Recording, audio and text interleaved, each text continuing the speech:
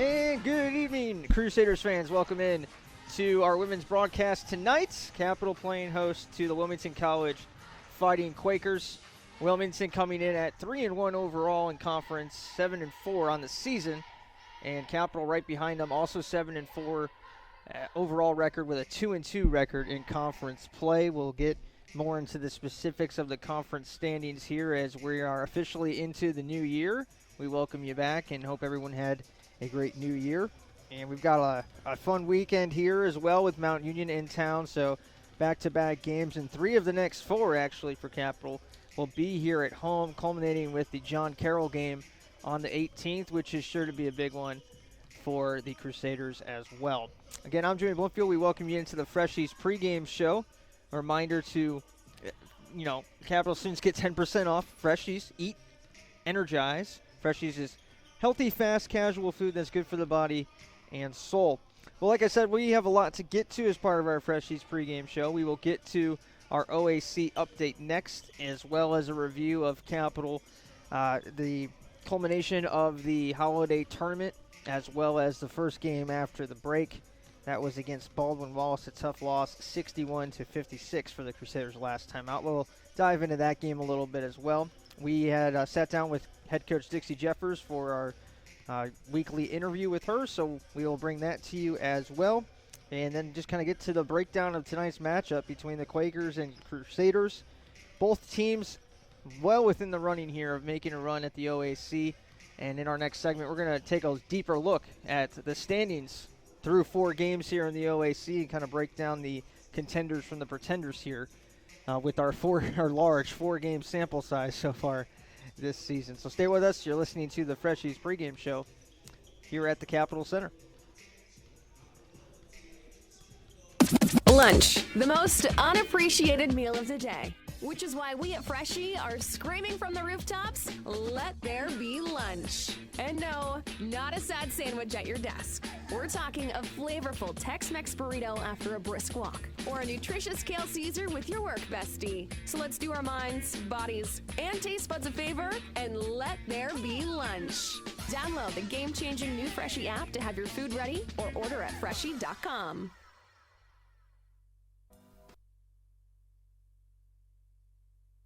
This is a message for the nurses among us, for those who dream of saving lives, for those who are driven to improve care, and for those ready to help heal what's broken, be it a single bone fracture or an entire hospital system. Capital University's advanced nursing programs are built for you. Engaged faculty, immersive learning, and intimate classes where you'll know everyone's name. To learn more, visit capital.edu/nursing. Advanced nursing at Capital University for those driven to do more. And welcome back to the Capitol Center and the Freshies pregame show. It's now time to take a look around the OAC. This is brought to you by the Army ROTC. I've been teasing the standings. We'll get there in just a second. First, let's go over our Athlete of the Week. And it was the senior guard out of Lima, Ohio, Brittany Ulmer. Over 3 games, they kind of took the whole break and turned it into 1 week here. And over those 3 games, Ulmer averaged 22 points, 2.7 rebounds per game, and 1.7 steals per game, while shooting 46% from the field to help Heidelberg to a 2-1 record.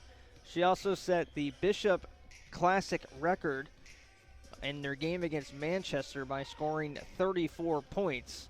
That, of course, at Ohio Wesleyan, the battling Bishop. So congratulations to her. Obviously a huge performance with the 34 points there, and she is our OAC Player of the Week. So congrats again to senior Brittany Ulmer from the Berg. The Berg not really translating into success here in OAC play. They currently sit at 1-3. Capital will face off with them here at home on February 12th and travel there on January 22nd. The standings are kind of segregated right now. At the top, you've got 5 teams 3-1 or higher. And then at the bottom, you've got 3 winless teams. Heidelberg currently holding down the 6th spot with a 1-3 record. Capital is sandwiched right there in the middle between all this mess. At the top, you have Baldwin Wallace and Otterbein both unbeaten at 4-0. And then you've got John Carroll, Ohio Northern, and tonight's opponent, Wilmington, all at 3-1. Capital currently sitting in that 6th spot at 2-2. Heidelberg, I might have mentioned they were 6th. They're 7th with that 1-3 record. And 3 teams still looking for their first win with Mount Union, Marietta, and Muskingum. So through 4 games at least, it is a little bit segregated here at the top, and we'll start to separate the pretenders from the contenders, and here's a good test for both teams in this one. Wilmington on the road, tough matchup against a Capital team that plays very well here at the Capital Center. And for Capital, this is a chance to get back into that top grouping. If a win here tonight, they'll move to 3-2. They'll have wins this season over Ohio Northern as well as Wilmington. Both teams ahead of them currently in the standings, and they'll be right there in the mix with John Carroll coming up. They played a 4-0 Baldwin-Wallace team really tough on the road, and they'll get another swing at them again on February 15th. We get another swing at Otterbein as well on February 1st. So the first half of the schedule for Capital has been tougher in terms of the road games, and we'll see if they're able to do some damage here at home. I mentioned during the interview with Cassidy Bosch after the tournament back on the 29th of December that the schedule really lightens up once you get to the end of January. In terms of home games, they'll have a 3-game homestand from the 29th to the 5th from January into February there. And then after a road game against John Carroll, there's 2 more at home. So a stretch of 5 of 6 games will be at home for Capital at the end of January, early February. That can be a time where Capital is really able to make a move here towards the top of the standings. Tonight's schedule, besides our game here, Otterbein travels to John Carroll. That's one of the highlights of the night. Otterbein 4-0, John Carroll 3-1. Baldwin-Wallace will look to stay unbeaten as they move onto the road against Mount Union here tonight. Heidelberg will travel to Ohio Northern, and Marietta and Muskingum, one of them will get their first win of the OAC season when they match up at Muskingum here at 7 o'clock as well. And just to take a quick look at some of the leaders in the conference in terms of statistics, Michaela Binkley, the starting guard for the Wilmington Quakers, will be in action here in this one, and she's leading the conference right now with 16.8 points per game. The closest to her is John Carroll's Olivia Nagy, who's averaging 15.5 points and 5.5 rebounds this season. So she's 1.3 per game behind Binkley.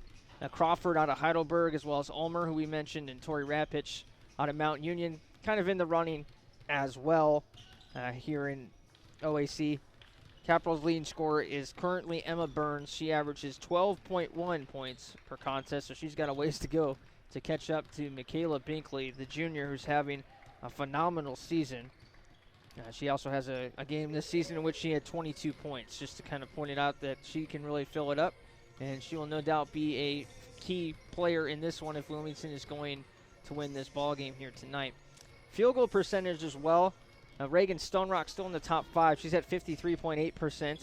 And Michelle Lee in the post for Wilmington, number 33, out of Cincinnati as well. She is a tough challenge and is currently shooting 61.2% from the field. That is number 1 in the OAC. Not far behind is Michaela Binkley. So to see her be number 1 in scoring and in the top 5 in field goal percentage kind of shows you the season that she's had to this point. So this will be an interesting one tonight in terms of team stats. Wilmington, number 1 in the conference by a mile, 84.2 points per game.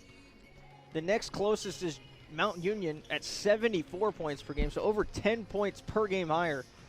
The Wilmington Quakers dropping 84 points per game this season. That is a number that you don't say often, and I've been doing this a long time. It's very weird to see scores like this against Mount Union. They won 102-93. They also defeated Westminster over the break 90-52.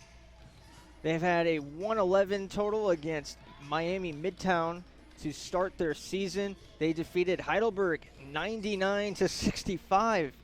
And they've had a couple of other games that have shot into the 80s as well.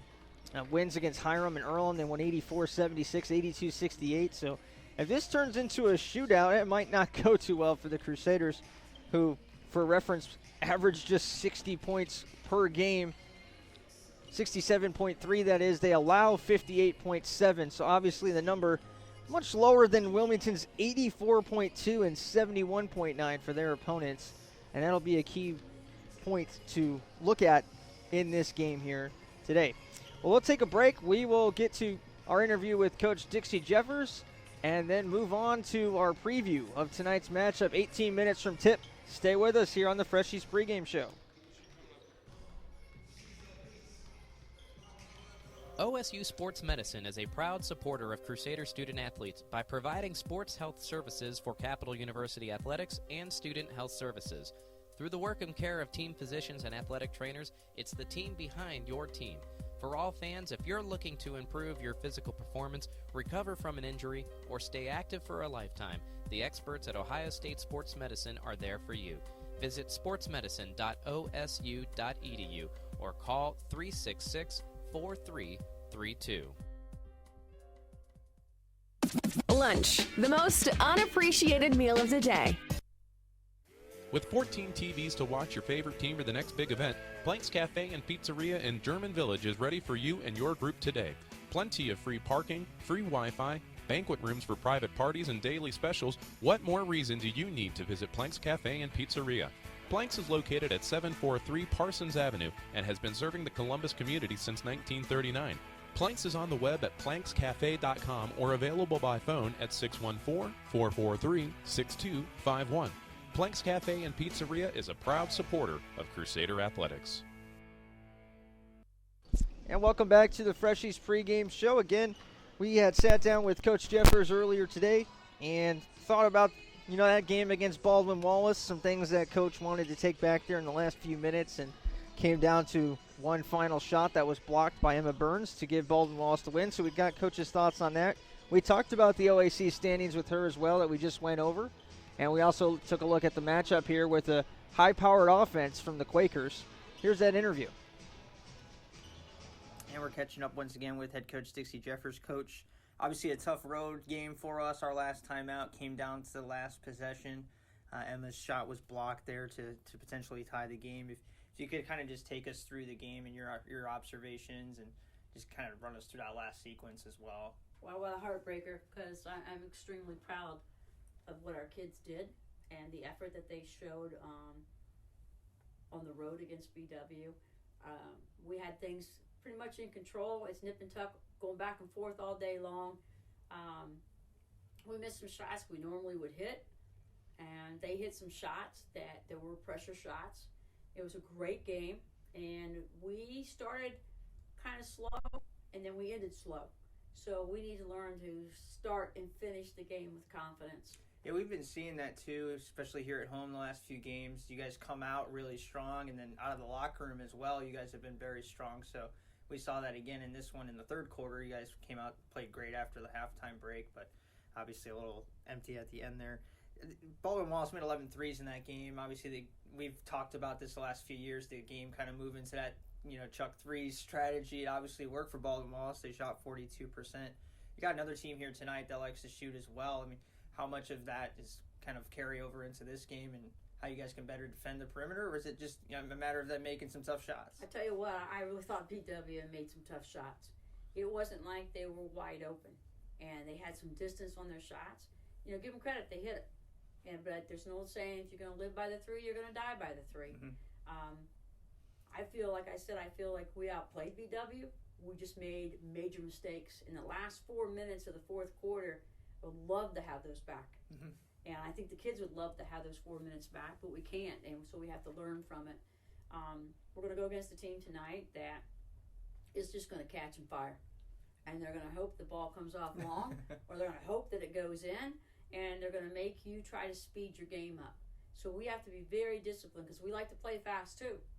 So we got to be disciplined to come down and still play that fast, but take care of the basketball, reverse the ball, and make them guard us. That was actually one of my questions too, that this team averages over 84 points a game, which you don't see very often.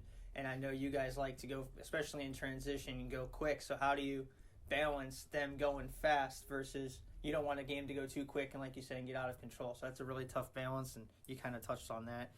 The conference breakdown, you've got 5 teams, 3-1 or better. You've got 3 winless teams, and we're kind of in the middle. We've lost to some teams above us, and another test again here at home with Wilmington. This could be a pretty deep race here with some really quality programs at the top right now, and it's good to see the league has that strength. If you want to just kind of touch on, we saw what John Carroll's capable of here during the holiday tournament, and they ended up losing the game here as well. So there's some tough teams this year. It's tough to go on the road and play on the road. The old saying is you're 15-point down walking in, coming in on a home court. So you got to have the mentality that you're down 15 walking on somebody's court, and so you got to be ready to come out and play. It's an interesting league this year. There's a lot of new faces that are pretty athletic. I think the league's athletic. I think some people are trying to put things together. I think Edda's a very dangerous team of trying to put things together. I think these guys tonight are dangerous. I've seen them on film where they didn't show up. Mm-hmm. Then I've seen them on film that they look really good. So you don't know what you're going to get, but it's tough to play on the road in the OAC, and you've got to protect yourself at home, and then you got to steal some on the road. And it's going to be an interesting conference because I don't think there's any clear-cut front runner right now. Mm-hmm. It could go either way. So injuries are going to play a point in this. And like I told the kids, it's not where you are now, it's where you are at the end of the year. So keep the course going, keep things steady. Let's see where we're at the end. Yeah, especially at the end of the month here, you guys start to get that stretch of home games, which I'm sure you're looking forward to. See your smile right now. So just kind of weathering the storm until we get there, I guess, is the game plan. We call it the grind right now. Yeah. And we just got to grind it out. And we're starting back up with classes. We went into practice on Monday, and I said, honeymoon's over, guys. And you could really tell that they had went back to classes, and because they were wide-eyed, and they were a little slow at foot and just not there. And I thought they were a lot better yesterday and a lot better today when we went through our walkthroughs. Biggest key to today's game, is it the pace, or is there something else we should be looking for? I think the biggest thing is we got a guard in court. They've got a couple point guards that are pretty quick, pretty fast. I think we've got to take care of the basketball. I think we have to be deliberate in what we do offensively and not go real quick and pop it real quick. We've got to be disciplined. All right. Well, sounds good, Coach. Good luck tonight, and hopefully we got another win coming our way. Thank you. Thanks, Coach.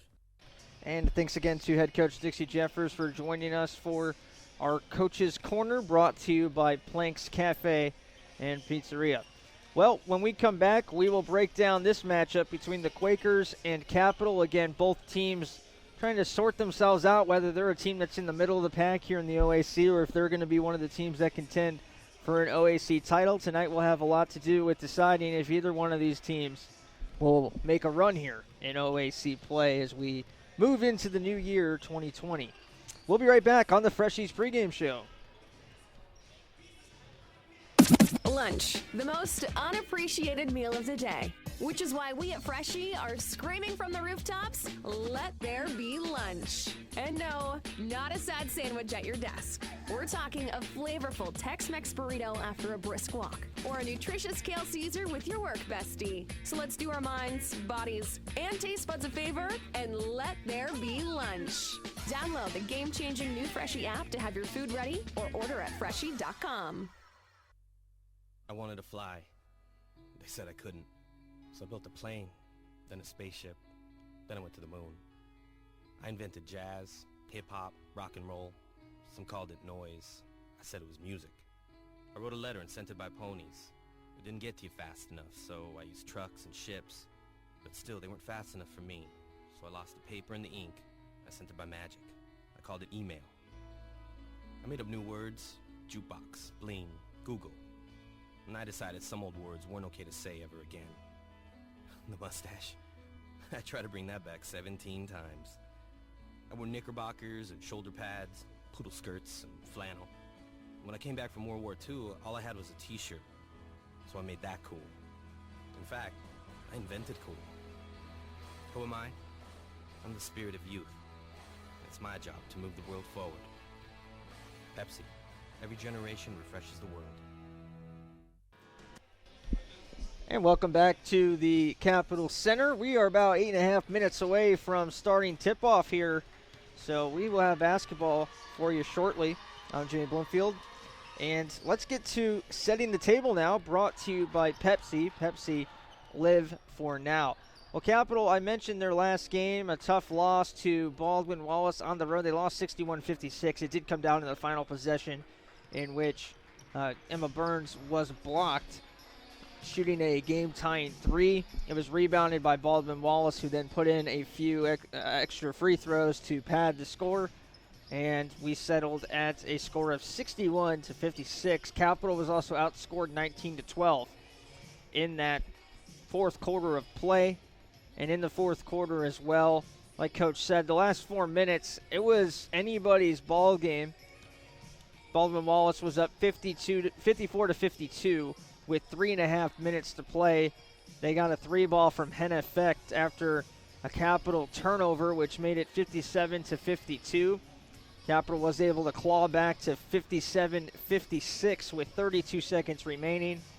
2 free throws were made, and then Capital called a 30-second timeout, drew up a play for Emma Burns. She was blocked by Sydney Diedrich, and then Riley Schill made the last 2 free throws to salt the game away, and that was it. So Baldwin Wallace stays unbeaten, and Capital season now kind of hitting a crossroads early on. They're at 2-2, and obviously will be one of the teams that we'll see in the OAC tournament. I don't think that's even up for debate at this point. The question now is, how high is the ceiling for this Capital team here in 2020? And a lot of that will be answered by their performance here against Wilmington, a team that can really run. This team loves to shoot the basketball. 84.2 points per game. 3-point percentage is at 34%, which isn't great, but it's not terrible considering the volume of threes. They shoot 236 threes in 11 games. That's an average of over 21 3-point attempts per contest. And if you're able to make 34% of them at this level, that's a really good offensive attack. On the flip side, they're also very good at defending the three. 27.6% are their opponents shooting threes. Capital's numbers are interesting. They've only attempted 121 threes per game, which is actually pretty high for a Capital program, but that's the way the game is moving. Capital averages 11 3-point attempts per game, but they're shooting 42% on them as well, which is something that shouldn't be overlooked. They've got a lot of players on this team that can really shoot from three. Emma Burns is getting her percentage up to 35% now. Erica Linder is at 57%, going 8 for 14 as well. Linder and Burns have combined to make 28 of the 37 threes that Capital has taken. A couple of other players will take their shots when they come. Cassidy Bosch is one of them, 2 for 7 from 3. But the post players do not shoot from outside. Kaylee Cyphers off the bench. She's a 6-footer. She's 2 for 4 from 3 this season, so she can stretch out a little bit. But pretty much all of Capital's three-pointers come from Emma Burns or Erica Linder. And Burns is really starting to heat up for Capital. And that's really added another layer to this offensive attack that averages 67.3 points per game. The team against is 58.7. Capital does struggle against the three. Opponents shooting 36.7% from three against them. That's on an average as well of over 11 per game. Over 20 per game, 20.09 attempts for their opponents. So a lot of teams come in here when they match up with Capital. They try to shoot the ball from outside, and they've been having some relative success. And, of course, that is Wilmington's game plan to a T. Come in here and shoot the basketball from outside. And like Coach said, you live and die by the three. And we'll see if if this is one of those nights that Wilmington can survive from outside. They've got some really good-looking shooters that we're seeing here in the pregame shoot-around. And it'll be interesting to see if those shots go down or not. And if Capital can defend the perimeter in this one, could pretty much be the difference in the ball game. We've got 4 minutes left until our pregame announcements. We'll get our starting lineups your way as well here from the Capital Center. So stay with us on the Freshies pregame show. This is a message for all those MBA seekers out there. For the junior exec who'd rather be senior. For the VP yearning to be CEO. And for everyone who'd call their job not just a profession, but a passion. Capital University's MBA program was built exclusively for professionals, experienced faculty, flexible schedules, and classmates you'll soon consider colleagues. Learn more at capital.edu/MBA. The Capital University MBA, for those driven to do more. With 14 TVs to watch your favorite team or the next big event, Blank's Cafe and Pizzeria in German Village is ready for you and your group today. Plenty of free parking, free Wi-Fi, banquet rooms for private parties and daily specials. What more reason do you need to visit Blank's Cafe and Pizzeria? Planks is located at 743 Parsons Avenue and has been serving the Columbus community since 1939. Planks is on the web at plankscafe.com or available by phone at 614-443-6251. Planks Cafe and Pizzeria is a proud supporter of Crusader Athletics.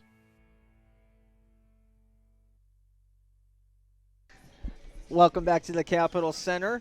Let's get to today's keys to the game, brought to you by the Marriott Columbus Airport. Again, our thanks out to the Marriott Columbus Airport location for their sponsorship, as always, of our holiday tournament. Another successful end to the season, or into the year here at the Capitol Center. Capitol was able to go 2-0 again in the OAC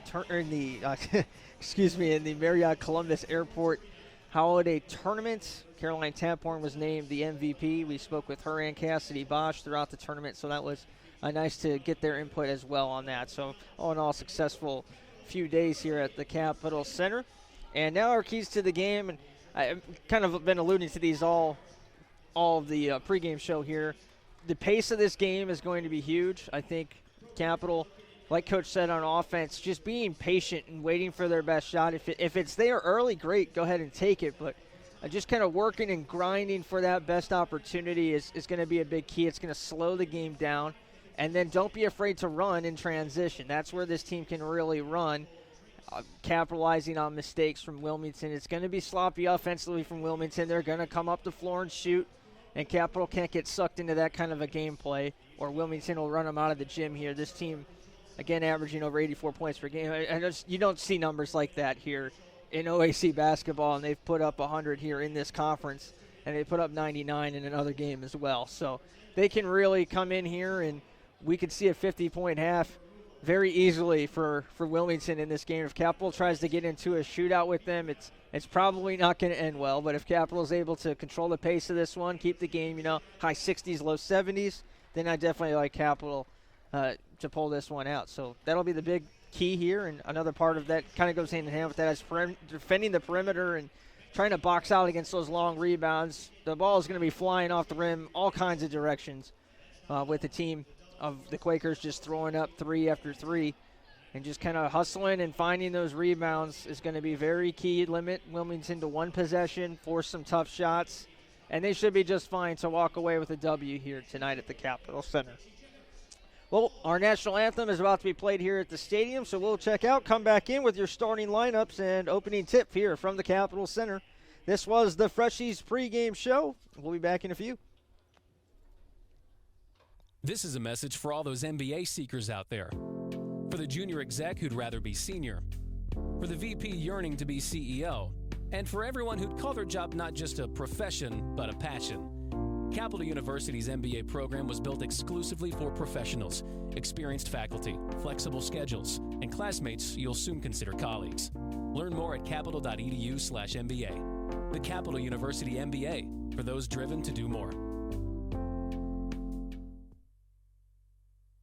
Dill's Greenhouse is a local family business dedicated to offering the best shopping experience and honest prices for your gardening needs. If you're in need of annuals, perennials, vegetable plants, or any variety of gardening tools and resources, Dill's Greenhouse is more than happy to get you on the right path. Dill's Greenhouse is located at 5800 Rager Road in Groveport, Ohio, and is open 7 days a week. Visit them online for more information at dillsgreenhouse.net. Dill's Greenhouse. Only nature does it better. Where will you live your purpose? Not in a refuge from the real world. The university, anchored in the center of Ohio, is at the epicenter of possibility, purpose, and the power of purple. There's no time for hesitation here. No need to put things neatly into boxes. Just the need to nurture the role you were born for, no matter who you are. We believe that engagement is as important as education, that curiosity is as important as the classroom. And when given the chance, we do more, not less.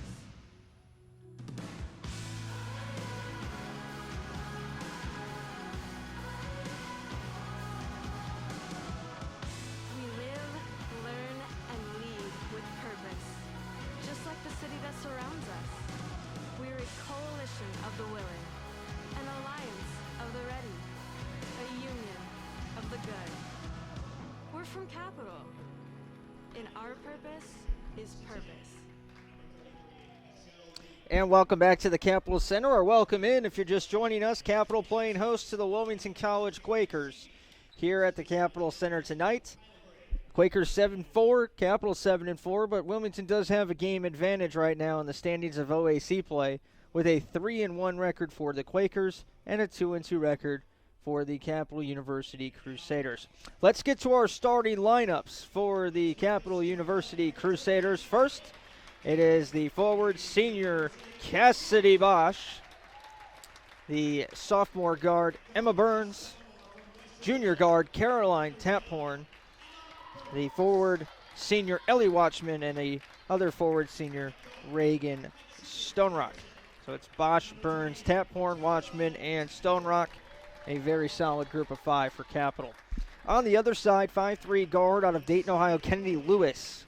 5'10" junior guard Michaela Binkley out of Lynchburg, Ohio. Her twin sister Hannah Binkley, also a junior guard out of Lynchburg, Ohio, both at 5'10". Kelly Knoll, a senior out of Milford, 5'9" guard. And rounding out the starting 5 is the 5'10" junior forward Michelle Lee out of Cincinnati, Ohio. So it's Lewis, Binkley, Knoll, Binkley, and Michelle Lee. Michaela Binkley, currently number 1 in OAC with a 16.8 points per game average. Emma Burns, the leading scorer right now for Capital at 12.1 points per game. Obviously very effective from beyond the three-point line. It's good to see Reagan Stonerock back in the lineup. She missed a few games with a battle against mononucleosis, and she is back. And we saw her a little bit in the holiday tournament. She played in that first game a few minutes. They just tried to get her back into game shape, and now it's OAC time, so she's ready to go. Ellie Watchman will take the tip for Capital versus Michaela Binkley. As they shake hands, Capital moving from right to left in the gray uniforms. The starting lineups, by the way, in this one were brought to you by Dill's Greenhouse. Only nature does it better. Capital wins the opening tip, and we are underway here at the Capital Center. Caroline Taphorn around a screen, goes into Ellie on the first play, and that one spins out on Ellie. Bosch's putback also no good, and Capital will get another offensive rebound.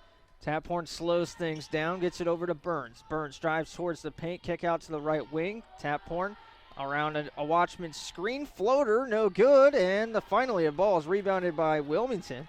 Michaela Binkley. Here's some of that pace we were talking about, and there's some of the erratic offense as well, thrown away by Michelle Lee.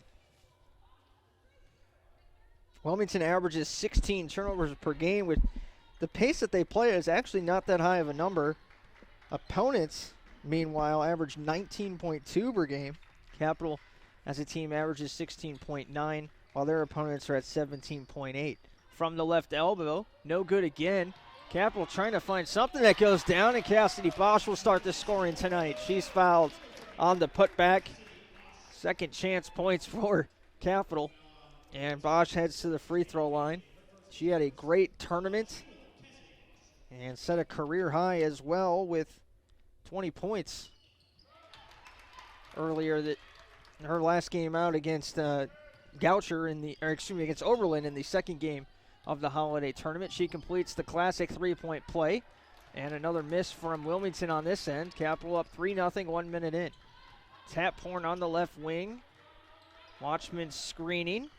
Taphorn bounces out, gives it to Bosch, and they swing it around to the high side to Emma Burns now. Burns around a double team, bounce pass to Watchman. 12 to shoot for Capital. Bosch around a screen, leaves it for Stonerock, and now a mid-range jump shot for Watchman, no good. Bosch again with an offensive rebound. That's her third offensive rebound already, and we're not even 2 minutes into this game.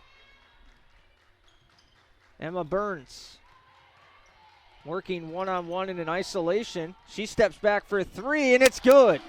One-on-one with Binkley, and she goes right to a step-back jump shot from the left elbow. And how about that? Creating her own shot. Now a backdoor cut blocked by Taphorn.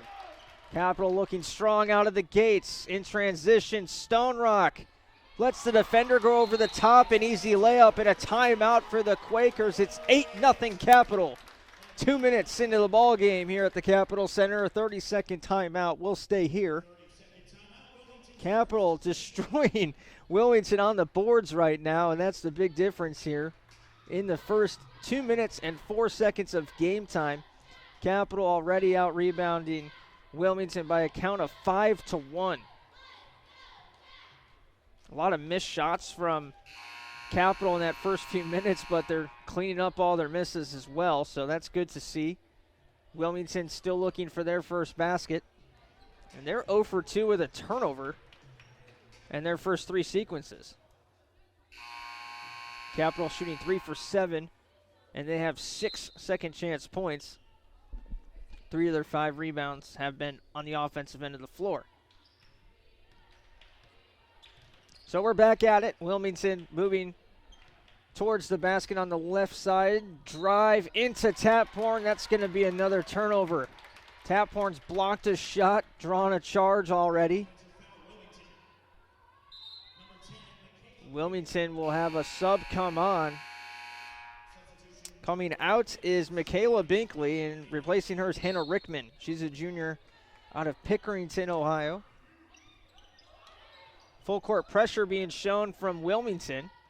Taphorn lays a good screen to help Burns across the timeline. 20 seconds to work with now for the Crusaders. Cassidy Bosch passing off to Stone Rock. Good find under the basket. Now popped out to Bosch from 3. It might have got tipped on the way there. Watchman recovers it. 5 to shoot now for Capitol. Burns a long 2. It's good from Emma Burns. 10-0 Crusaders.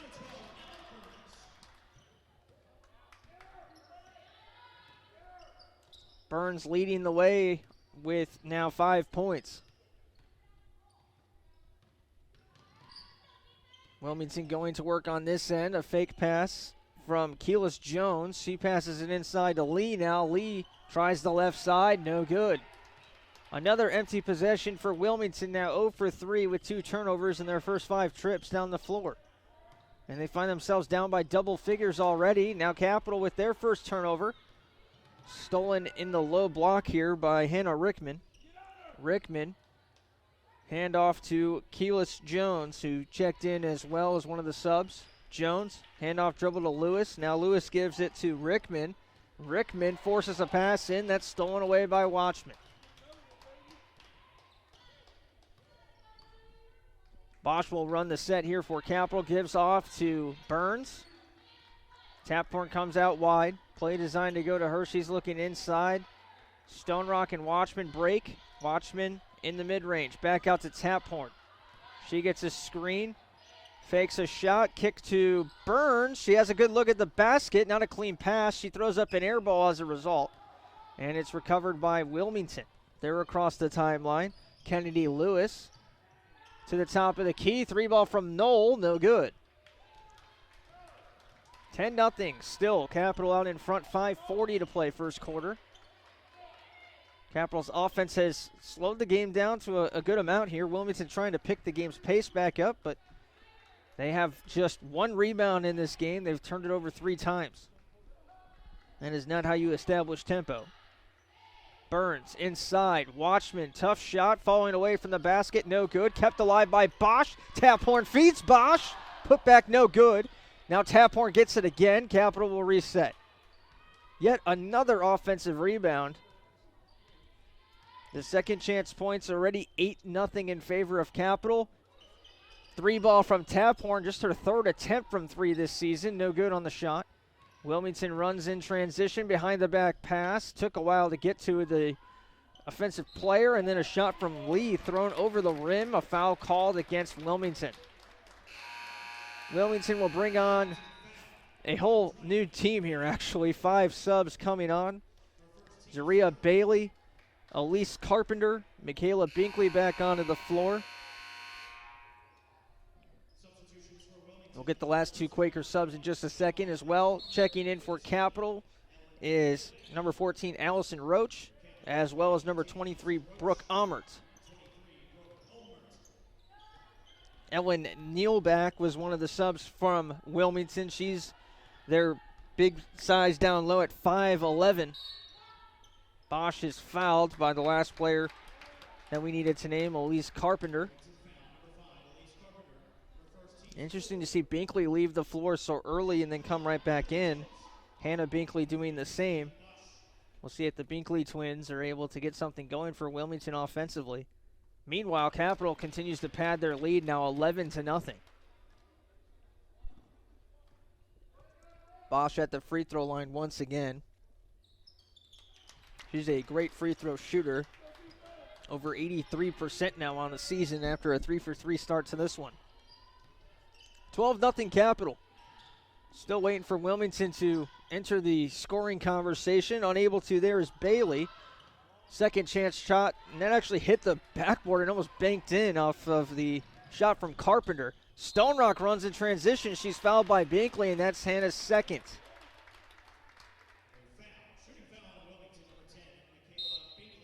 I make that Michaela. We're going to mix up the twins here tonight. Michaela Binkley is the leading scorer in OAC play with 16.8 points per game. Hannah, her twin sister, at 12.2. First free throw missed by Stone Rock, but that's a big second foul picked up by Michaela Binkley, as the leading scorer will have to sit. Stone Rock's second free throw is good, splits a pair. Capital will bring on Erica Linder as well as Kaylee Cyphers. So it's now Roach, Cyphers, Bosch, Linder, and Amert.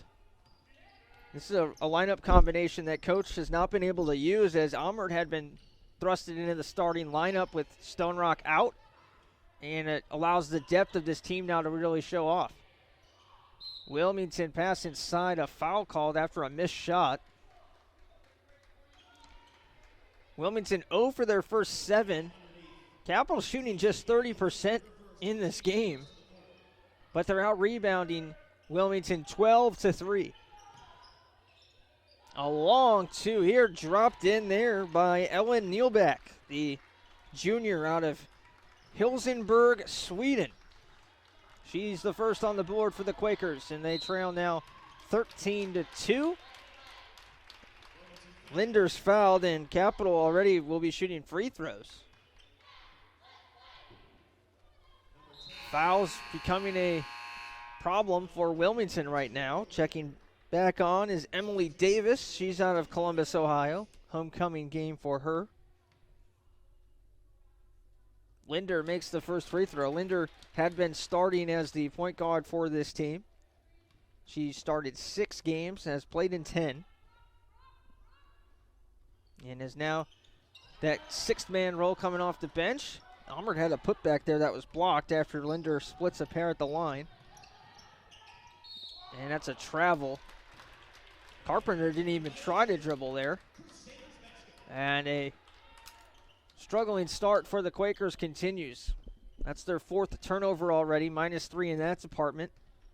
They're -10 in rebounds right now.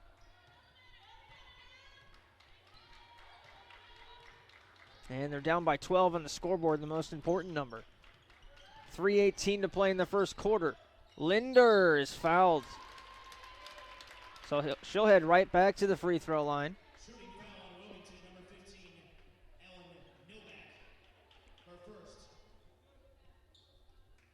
Taphorn getting ready to check back on for Capital. They'll let her come in now for Bosch.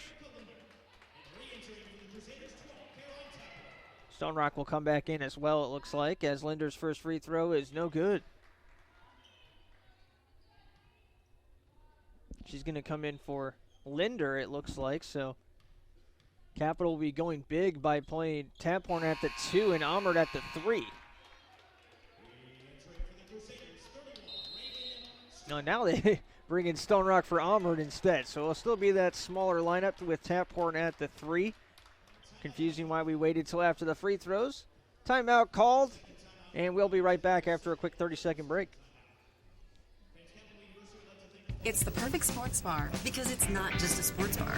I'm Gary Calico, founder and president of Rusty Bucket. A lot of families build their sports world around the bucket. It's not just a guy's night out. You can bring your wife, you can bring your kids. We get a lot of groups in after games. Great place after the game. Kids love to come here. The Rusty Bucket Restaurant and Tavern. Life by the bucket. The Rusty Bucket is a proud supporter of the Capital Crusaders. Visit us after the game at 2158 East Main Street and grab life by the bucket. Well, it's kind of a weird start to this one. Capital's up 15-2, but we'll take it. Didn't expect Capital to blow up such an early lead in this game, and the Quakers, who have a offense that averages over 84 points per game, has managed 2 points in 7 minutes. Cyphers called for the foul. That had to be with the body there, as she cleanly blocked the shot from Davis. Yeah, best way to come back into a ball game is to get some free points at the free throw line. Davis, for some reason, is at a weird angle here. She's to the right of center shooting these free throws. I guess the technique works. She splits two there. Watchman will check back in for Capital here. Stone Rock, Roach, Linder, and Taphorn join her as Cyphers checks off.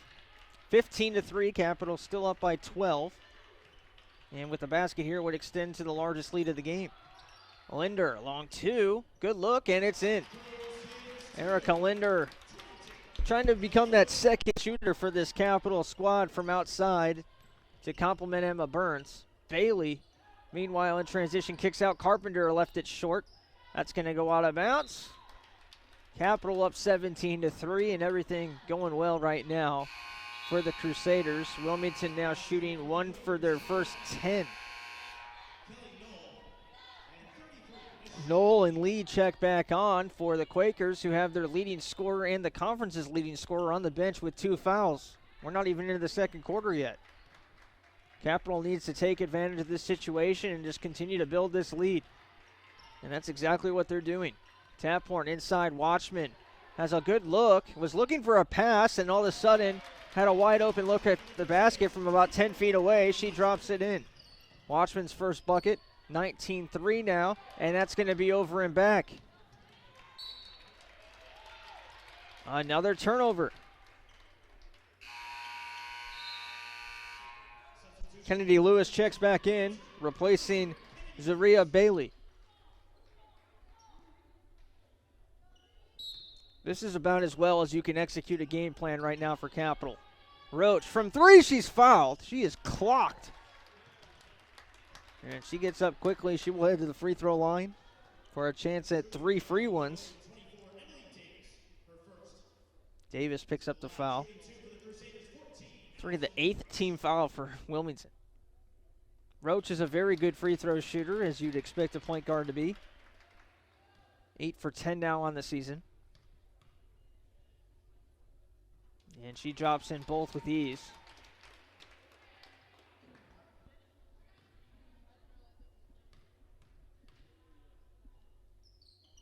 Two for 3 at the line, a pretty good trip, and Capital leads now by 18, 21-3. Lewis passing off now to Davis. Davis handoff dribble and then screens for Knoll. Lee gets a loose ball down low, throws up a wild shot. Watchman collects. Linder pushing the pace with Roach. Now gets a screen from Watchman. They'll set up the offense. Taphorn left wing. Inside to Watchman, back outside, long two. Stone Rock, it's good. Capital really finding their offense. 7 for their first 16 in this contest. That's 43%. And they lead by 20 here at the end of the first. 1:22 to play. And a timeout called, a 30-second timeout by the Quakers. Let's take a look at the OAC scoreboard, brought to you by Army ROTC here at Capital. Kind of the opposite of a game in Mount Union right now. They're in the last 2 minutes of the first quarter. It's 8-3 there. Baldwin Wallace ahead of Mount Union. Marietta leads Muskingum 15-11. Ohio Northern 21. Heidelberg 18. And in the marquee matchup of the night, Otterbein traveling to John Carroll. Currently, the score is refreshing here on my screen, 11-9 after 1 quarter of play. Otterbein, the road team, with the lead in that one. Ball's rolled into play. Taphorn forces Lewis to pick it up. She collects and moves across the timeline. Two screens to the left, but she spins by to the right, and she's fouled by Stone Rock. Taphorn saw those screens and bit hard, moving to her right to get around those screens, and Lewis just took it right to the bucket instead. Cleus Jones checks back in. Checking out is number 24, Emily Davis. Free throw no good, but the bucket was, so they lead 23-5. How about that behind the back dribble from Linder? Then she gets tripped. That's going to be a jump ball, and it'll go the other way. A turnover. Emma Burns replaces Roach. Michaela Binkley and Hannah Rickman each with 2 fouls. Ellen Nealback, Emily Davis, Elise Carpenter, and Hannah Binkley have each picked up 1 foul for the Quakers. For the Crusaders, Cyphers and Stone Rock each have 1. Left-handed layup, no good again here from Cleus Jones. Had a good look at the basket and then forced up a wild shot. Now Taphorn. Hesitation move, gives it to Stone Rock, who is hacked. Cleus Jones called for her first. And free throws again for Capital. Stone Rock is the player to foul on this Capital team, although she's 75% this year from the line. Had been in the mid-50s last year. And has obviously been working on that part of her game here in her senior year. No good off the back iron on the second, and it's swatted out of bounds by Capital. Watchman was trying to get the board there.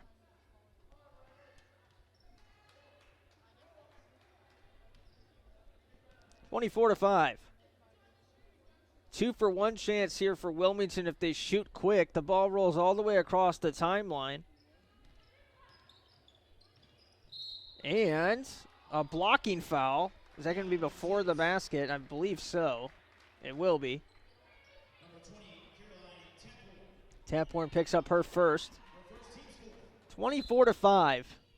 Capital in front. Jones, a air ball tipped up into the air to Lee. Lee runs into trouble, throws it to the top of the key. Extra pass, 3 ball is good from Kelly Knoll. 24-8. Capital can hold for the last shot here. And they'll do exactly that. Burns moves to the top here. Defended hard by Lewis. Burns to the basket. She's blocked from behind with 12 seconds left to play. So plenty of time here for Capital to draw up an inbounds play. Taphorn will insert from below the basket. Hits the ball. Around a screen. Watchman. Nice setup there. And the bucket's good. The assist to Taphorn. 26-8. Capital leads. 5 seconds left. Lee turns around. Shot. Left it short. Watchman collects. Thought about heaving it, but will hang on. A very successful first quarter for the Crusaders. They lead 26-8. Cassidy Bosch will check back in when we return here at the Capitol Center. OSU Sports Medicine is a proud supporter of Crusader student-athletes by providing sports health services for Capital University athletics and student health services. Through the work and care of team physicians and athletic trainers, it's the team behind your team. For all fans, if you're looking to improve your physical performance, recover from an injury, or stay active for a lifetime, the experts at Ohio State Sports Medicine are there for you. Visit sportsmedicine.osu.edu or call 366-4332. This is a message for the nurses among us, for those who dream of saving lives, for those who are driven to improve care, and for those ready to help heal what's broken, be it a single bone fracture or an entire hospital system. Capital University's advanced nursing programs are built for you. Engaged faculty, immersive learning, and intimate classes where you'll know everyone's name. To learn more, visit capital.edu/nursing. Advanced nursing at Capital University, for those driven to do more. Welcome back to the Capitol Center. Jimmy Bloomfield here with you tonight. We will be here on Saturday as well. Capital playing host to Mount Union. That's a 3 o'clock start. There'll be free admission to the game for Bexley and Columbus area residents, so come on down for Community Day here. There'll be a team meet and greet after the game and a free youth Skills Clinic hosted by team and national champion head coach Dixie Jeffers. So we hope to see you here at the Capitol Center as Emma Burns starts off the scoring here for Capitol. In the second quarter, Watchman with a big block now on this end. And Capitol continuing the script from the first quarter. A dominant performance to this point. Bosch is blocked. It goes right to Watchman. Spins inside. Throws up a miss. We'll reset the floor here for Capitol in just a moment. Meanwhile, Hannah Binkley loses it on the way up. Good defense from Burns, and it's a turnover. Emma Burns, Caroline Taphorn, Cassidy Bosch, Brooke Amert, and Ellie Watchman. The 5 on the floor for Capitol. For the Quakers, it's Nealbeck as well as Bailey as they go to the bench here a little bit. Cleus Jones remains out there with Hannah Binkley. And the last Quaker out there is Kelly Knoll. 28-8, make it 30. Watchman with another basket. Watchman has 8 points now for the Crusaders. Bosch with 5, Burns with 5. Stone Rock has 6, Linder has 5. It's a pretty even spread right now for Capitol. Burns for 3. Yes. Taphorn sets it up. Her third assist already. Emma Burns now with 10 points and 5 rebounds. Another Quaker miss. Binkley for 3. No. Rebound. Jump ball. And it is collected by Wilmington. Taphorn gets a talking to, trying to thrust the ball away there. Sam Seck will come in now. Seck, a senior guard out of Hilliard, Ohio. Taphorn will take the breather on the bench. 33-8. Man, who had this score coming into this one? We're in the second quarter, and the Quakers haven't even hit double figures yet. And they're down by 25. 8 to shoot. Bailey all over the place right now. Passing off to Binkley. For 3, Michaela Binkley, no good. And who had Michaela Binkley right now sitting at 0 points 12 minutes into the contest? She's out there with 2 fouls. If Capitol can get one more on her here, but with the team struggling for offense, you can see why Coach Sheevy went to that strategy to bring her in. Another air ball here from Knoll. Wilmington shot percentage 3 for 21. That's 14%. And it's not like they're just throwing up threes. They're 1 for 4 from 3.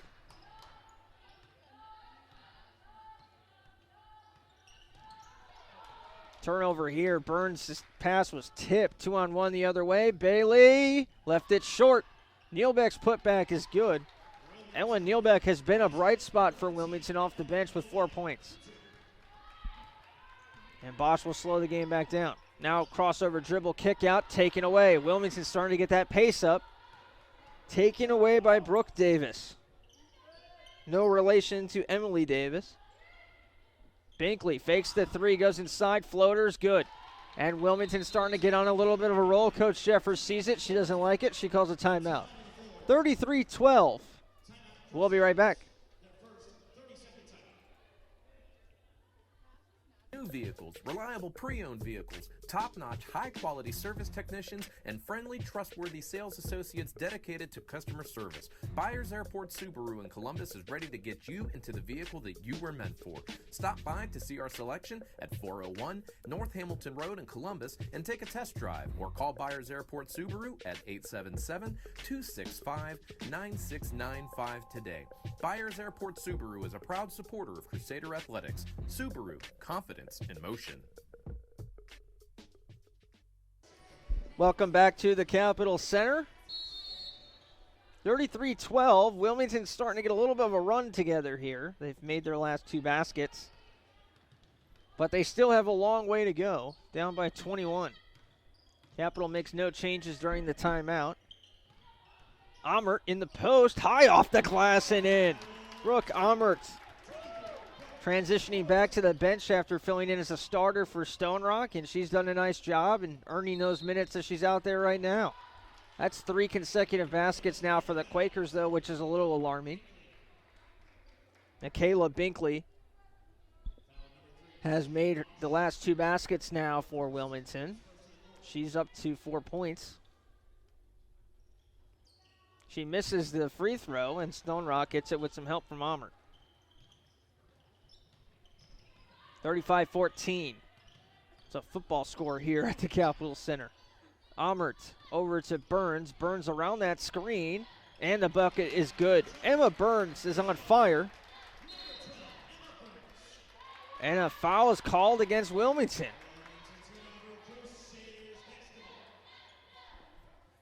(37-14). Burns, by the way, now with 12 points, 6 rebounds. And she gets the inbounds pass again. Taphorn getting ready to come back in.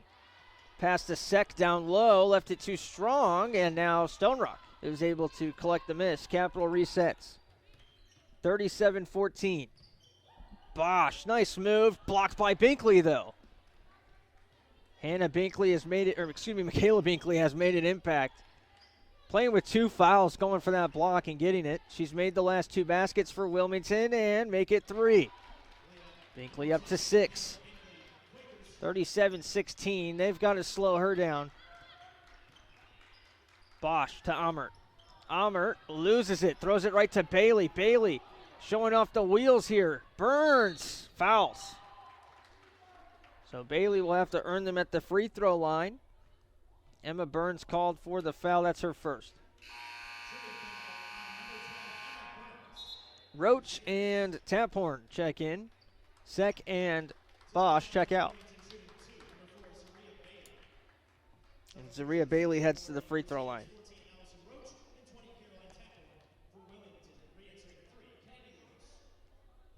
Zaria Bailey at 82% from the free throw line this season.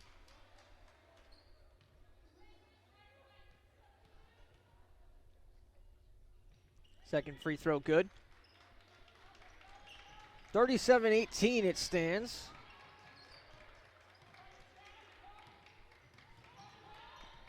Capital will slow this pace back down now and run some sets offensively. Taphorn to Stone Rock. Stone Rock to Burns, a screen right, drive left. Now leaving it for Stone Rock. Took a look at the basket, kick out Burns. 3-ball, yes, she is on fire. Another bucket for Capital. Emma Burns with 16. Traveling called on this end by Bailey.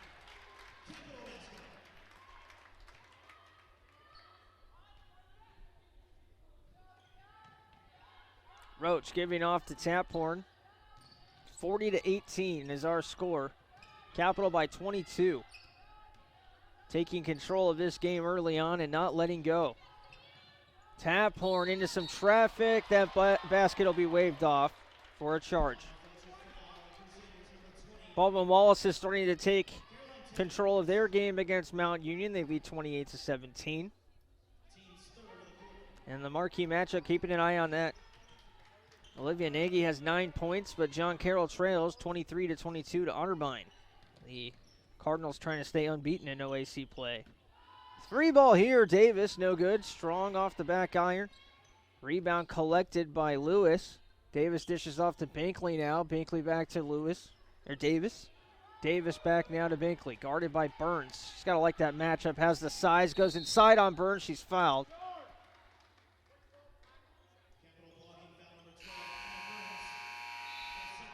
Demi Brewer will check in for Capital, meanwhile, replacing Taphorn, who's been in and out here throughout the second quarter. 4:19 to play in the second half. Coming up in the second quarter. Capital just trying to get to the locker room now with this edge and figure out how they can come out strong in the third quarter as well. That has been a strength of theirs this season. Bosch comes on for Emma Burns now. And that is who should be guarding Binkley, in my opinion. Given the 5'10 frame of Binkley. Bosch listed at 5'9. Not a clean pass, but Brewer gets it. Now it's 3-on-2. Brewer fakes left, goes right. Now Roach gets a bounce pass from Bosch. No good. Rebound collected by Wilmington. Michelle Lee. Out in front is no, and Stone Rock goes down hard. She's okay. Boy, this gym got real quiet real quick there when Stone Rock hits the floor. She's fine. Landed on her back more than her head, which is a good sign. Obviously painful to the back, but any hit to the head is obviously a larger concern. Bosch, by the way, is matched up on Binkley now. 3-ball from Lewis, and she drops it in. 40-23. This Quakers offense can get hot in a hurry. Bosch slows things down for Capital.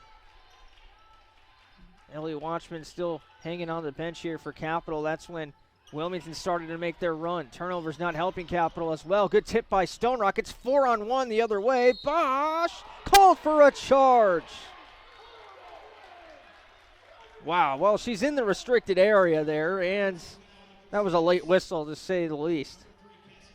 And Coach Wright and Coach Jeffers both displeased with the call, and they have a legit case there. Nonetheless, the Quakers head the other way. Binkley now working on Bosch, and a tough basket's good from Binkley. Bosch picks up her second just like that. She goes from 0 to 2 fouls in a span of about 10 seconds. And she'll have to come out of the game now. Free throw's good from Binkley, who has erupted for 9 points here in the second quarter. Sek checks in. Sek, Roach, Brewer, Stone Rock, and Amert, with Capital leading by 14. Watchman getting ready to come back on for Capital. Credit the Quakers for hanging around. They were down by as much as 25. Brewer looks left and throws it away. Knoll, nothing but her in the basket, and she misses the layup. She had all day to get there and put that in, but was unable to. Capital has numbers instead. Roach slowing it down to Stone Rock. Back to Roach. Of the group on the floor, they've had just 10 points for Capital. Roach with 2, Amert with 2, and Stone Rock with 6. Someone's going to have to be the scorer. Stone Rock. Kick out. Brewer. Good fake. Goes inside around some traffic. Throws up an air ball. Binkley gets the miss. Michaela up in front of Lewis. Lewis has some handles. Euro step right past Roach. That was beautiful. Kennedy Lewis with 7. 40-28 now. Timeout called by Coach Jeffers. It's going to be a 30-second timeout for Capital. We'll be right back.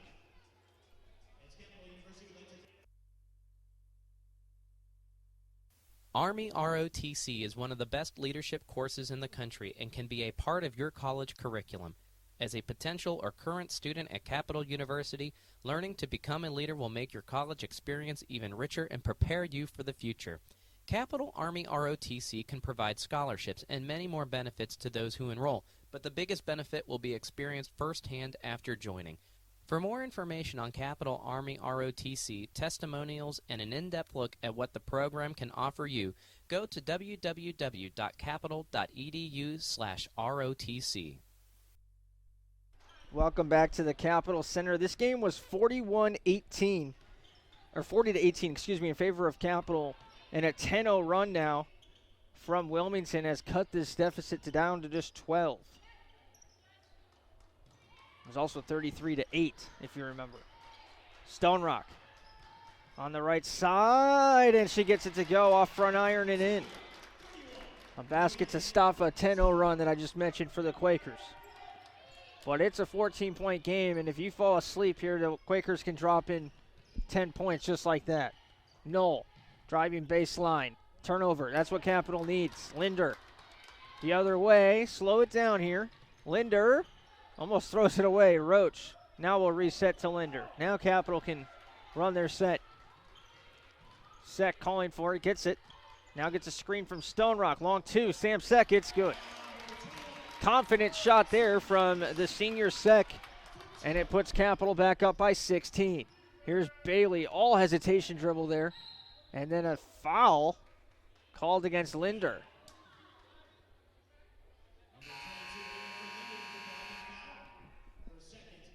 Kalias Jones will head to the line after that.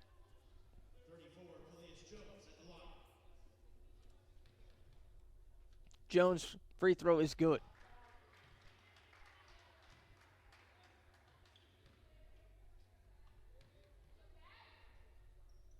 Second free throw no good from Wilmington. Rebound collected by Ellie Watchman. From the free throw line now, Wilmington is 6 for 10, Capital 9 for 14. Linder passing off, has Roach. Roach looks inside, Watchman back outside. Long two from Stone Rock, and it's nothing but net. Capital is shooting above 50%, and it feels like more than that. 17 for 33 from the field. Wilmington has gotten up to 31%, but there's been a lot of that tonight. Just throwing it up, and no good. No 2 for 1 here for Cap, so once that best shot's available, go for it. Linder was looking to the bench and almost had it swatted away by Rickman. Linder goes left side, looks for help. Sek has it, fakes a pass, and they're going to call her for an offensive foul pushing off.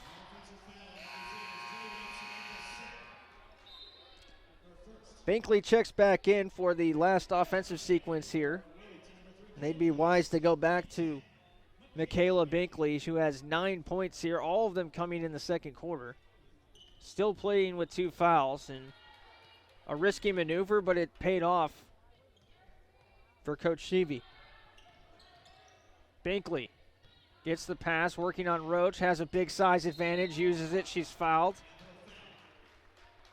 And she'll head to the free throw line for a chance at double figures and to try to cut this deficit down to 15, which is obviously a comfortable lead for Capital, but they had been up by as much as 25. 33-8 was their largest lead.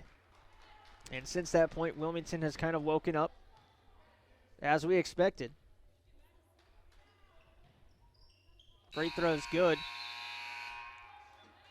Binkley has 11. And she'll check out for the last defensive sequence now with 6.3 to play. Sek will throw it in. Linder has it. Linder driving into a trap, gives it to Roach. Roach has 3 players on her. Pass is tipped, and no shot able to get up here from the Crusaders. Well, the high-scoring talk of our pregame show was about the Wilmington Quakers, who average 84 a game coming in, but it's actually the Crusaders who come out with a high number here after one half of play. 46 points to be exact. They lead by 15. Stay with us. The Capital University ROTC halftime show is next.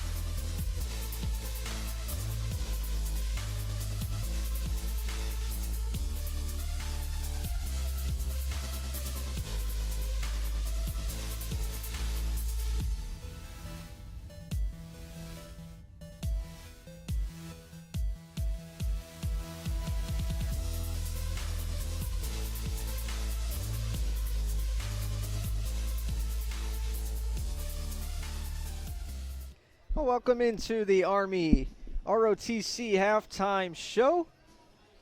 Capital with a nice halftime cushion here of 46-31. And we thank you, as always, for tuning in tonight. A reminder about the ROTC. What if you could take a college course that not only required textbooks, but courage, determination, and a good pair of boots? A course that would lead directly to a career as a leader, not an intern or assistant. Are you ready to become a student and a leader? Enroll in Capital University Army ROTC. You could apply for a full tuition scholarship, and you'll graduate a leader and an officer in the U.S. Army. To learn more about Army ROTC, call 614-236-6808.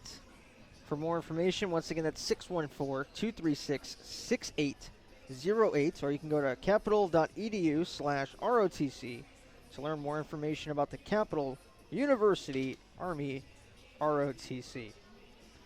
Well, let's get right to it. Let's first start with our OAC scoreboard update, brought to you as well by the Army ROTC. The marquee matchup of the night is unbeaten Otterbein traveling to John Carroll, and the Cardinals lead that one 29-25.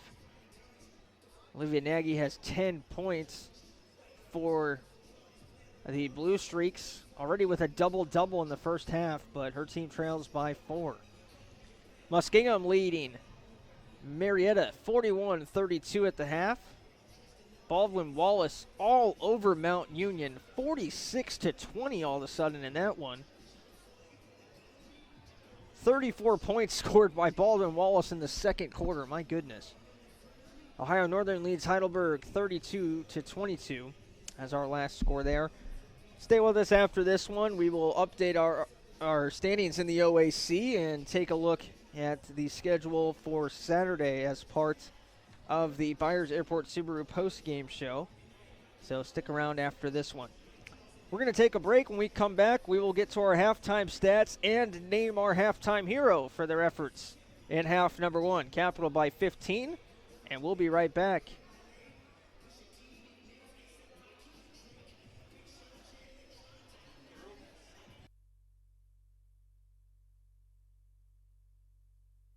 OSU Sports Medicine is a proud supporter of Crusader student-athletes by providing sports health services for Capital University athletics and student health services. Through the work and care of team physicians and athletic trainers, it's the team behind your team. For all fans, if you're looking to improve your physical performance, recover from an injury, or stay active for a lifetime, the experts at Ohio State Sports Medicine are there for you. Visit sportsmedicine.osu.edu or call 366-4332. Welcome back to the Army ROTC halftime show. Let's get to our statistics now, brought to you by Plank's Cafe and Pizzeria.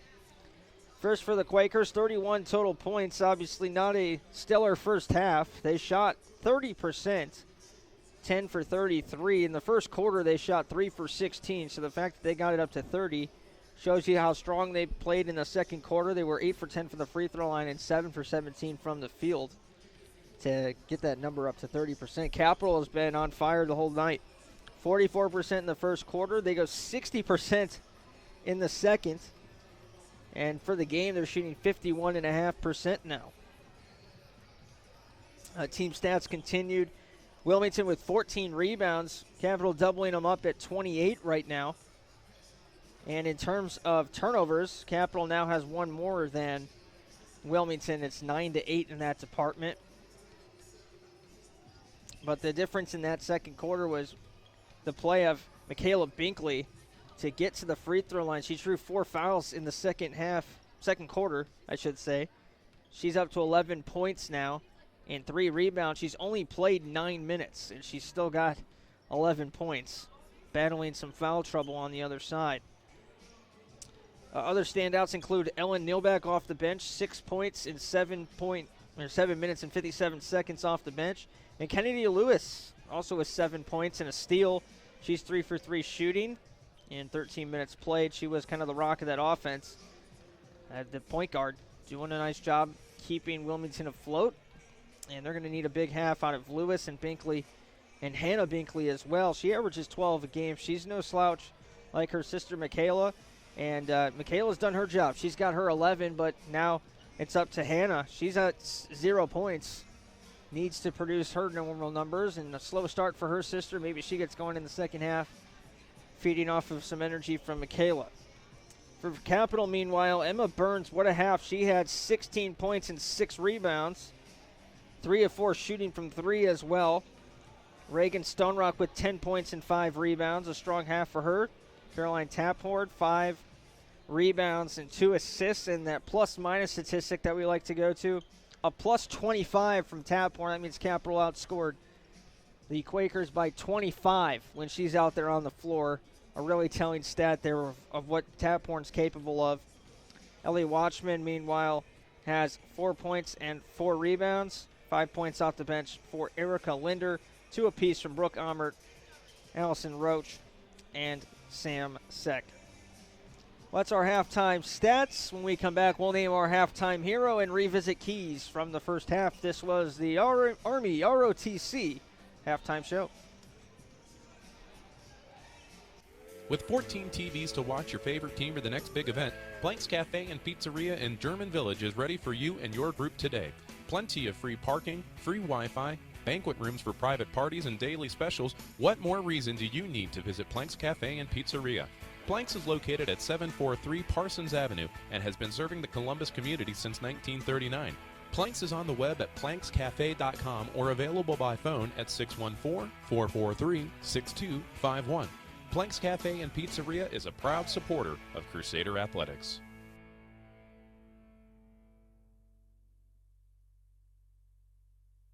Army ROTC is one of the best leadership courses in the country and can be a part of your college curriculum. As a potential or current student at Capital University, learning to become a leader will make your college experience even richer and prepare you for the future. Capital Army ROTC can provide scholarships and many more benefits to those who enroll, but the biggest benefit will be experienced firsthand after joining. For more information on Capital Army ROTC, testimonials, and an in-depth look at what the program can offer you, go to www.capital.edu/ROTC. Where will you live your purpose? Not in a refuge from the real world. The university anchored in the center of Ohio is at the epicenter of possibility, purpose, and the power of purple. There's no time for hesitation here. No need to put things neatly in their boxes. Just the need to nurture the role you were born for, no matter who you are. We believe that engagement is as important as education, that curiosity is as important as the classroom. And when given the chance, we do more, not less.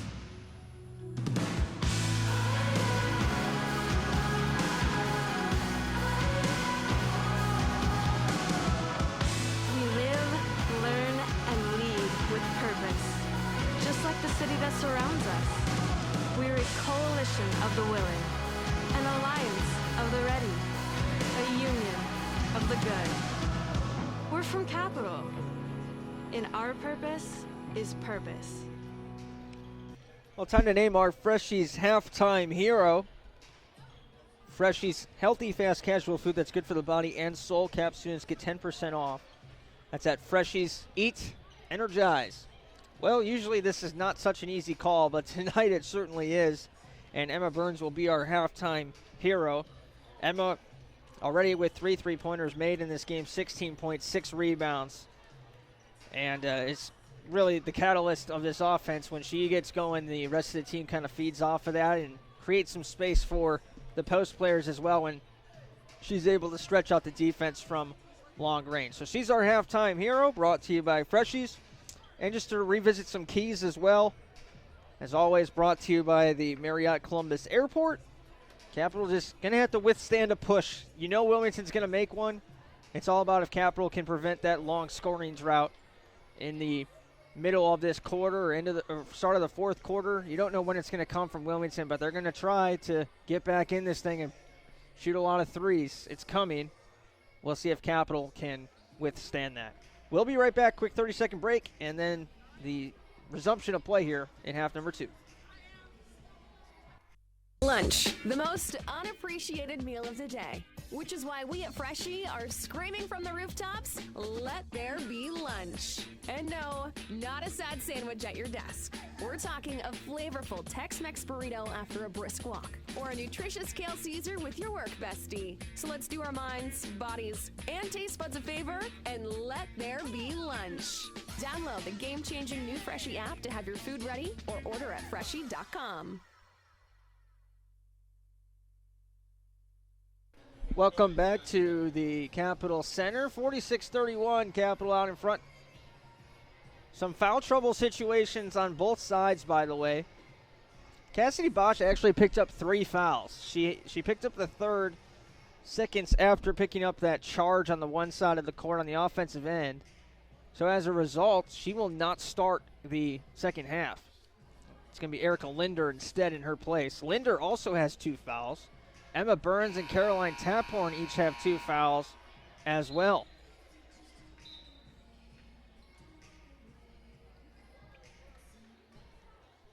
For the Quakers, who had a lot of foul trouble in the first quarter, they didn't pick up a foul in the second quarter. After picking up 8 or 9 it was in the first quarter. I remember they had 8 points and 9 rebounds. And 2 fouls for Michaela Binkley, really the only story of foul trouble on the other side for the Quakers. Rickman also has 2, but hasn't really played a whole lot in this game.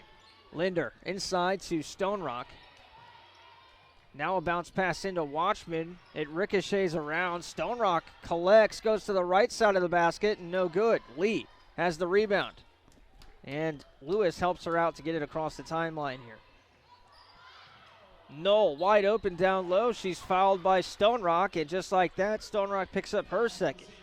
So you've got a lot of key players for Capitol in foul trouble. Kelly Knoll has a nice looking shot. Made a 3-pointer earlier in this game. The only 3 made by, actually there was 2, made by Wilmington in the first. Kelly Knoll had 1, and Kennedy Lewis had 1 in the third, and had 1 of the 3 attempts in the second quarter that she was able to get in. 2 free throws good from Knoll, and just like that, it's 13. I'm telling you, it feels comfortable, but at the same time, this is a very scary offense from Wilmington that has not yet woken up. So Capitol's going to need to keep adding on. Linder gets the screen. Linder giving off to Stone Rock inside now. Watchman working one-on-one. That's a very tough basket made by Watchman, but it's not going to count. Foul is on Lee. That is her first.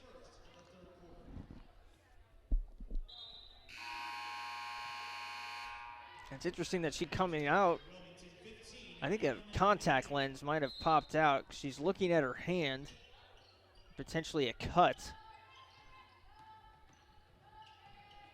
And they're getting some wrap right, so maybe got a cut on her hand, so Nilback will have to come in.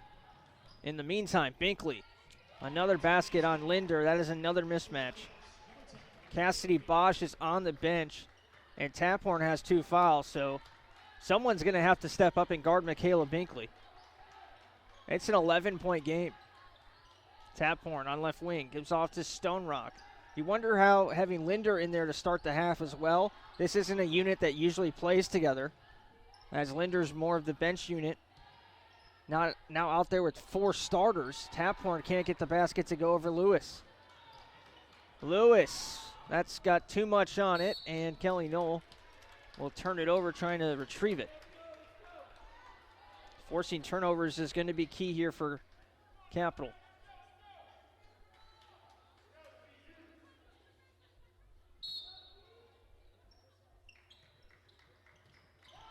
Knoll steals the inbound pass and blows the layup. Binkley there to put it back. No good. And Stone Rock collects it now. And she gets to the baseline. Now brings it across the floor. 3-on-3 the other way. Stone Rock collects, gives off to Linder. A shaky first few minutes here in the third quarter.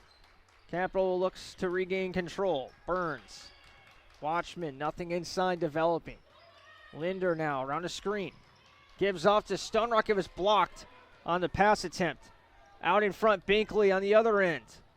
And no good. Rebound, fouled, and that's Linder's third.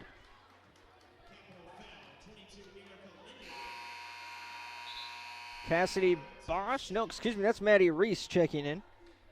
The freshman out of Navarre, Ohio. And Capital looking for an option right now in that fifth spot to solidify that backcourt with Bosch in foul trouble. Bosch is kind of a big, but she's a flex big and can handle the ball very well.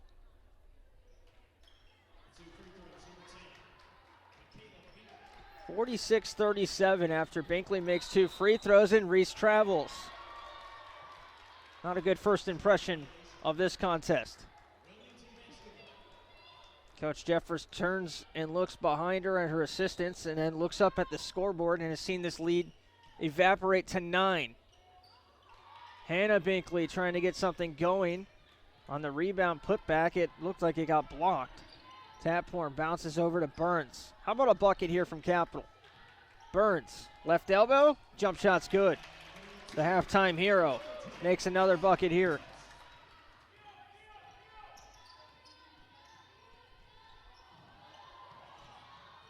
Meanwhile, a takeaway here for Capital. Again, that one almost went out of bounds, but Reese was able to hang on to it. Reese now the other way. Stone Rock is fouled.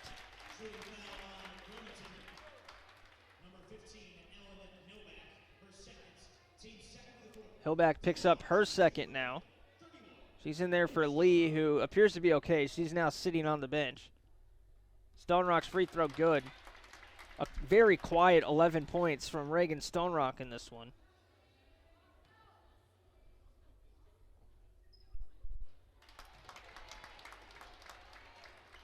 Capital up to an even 50 and has this lead back to 13.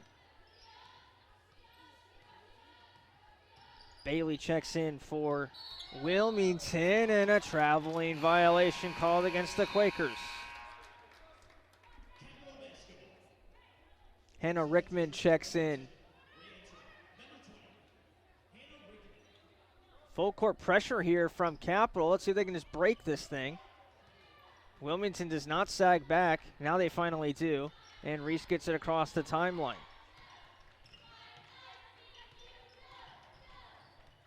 Taphorn gives off behind to Ellie Washman. Stone Rock top of the key. Good cut to Taphorn, and she makes the basket on the weak side. Wanted a whistle, didn't get one, but puts Capital up by 15. 52-37, and then Taphorn's there to swat it away. There's Taphorn on both ends. Kennedy Lewis checks back in. She's been so good tonight. Got to get her back out there. And Michelle Lee checks back in as well.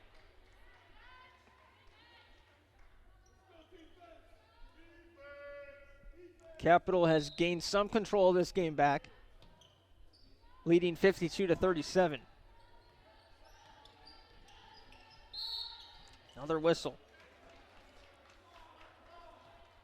The fewest amount of points that Wilmington has scored in a game this season is 64. That was in a loss to Ohio Northern back on the 11th.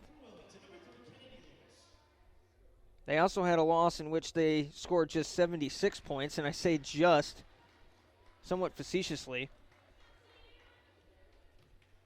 Besides the 64 and the couple of 75s and 76s, everything else has been above 80. 5 games this season below with 76 points or fewer, and they've won just one of those games. So they need to get this scoring up. Lewis trying to do just that, and Davis will clean it up.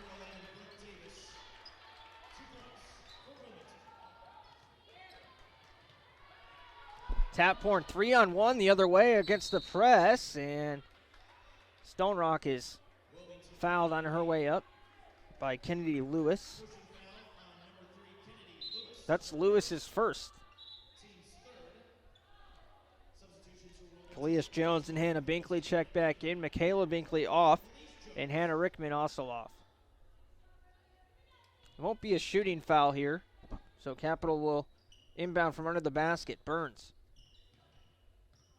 Looks inside to Watchman. A foul is called against Lee, battling for positioning with Watchman. That's Lee's second.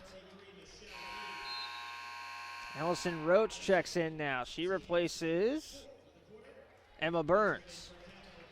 Still no sign of Cassidy Bosch with the 3 fouls, and wonder if Coach Jeffers will just leave her on the bench the whole quarter or if she gets in there towards the end. Another foul on Wilmington as Maddie Reese is flattened by Lewis. Now we have a meeting here between 2 officials, and they're going to call the foul against Lewis. Lewis picks up her second. That's the team foul number 5, so Maddie Reese will head to the free throw line now.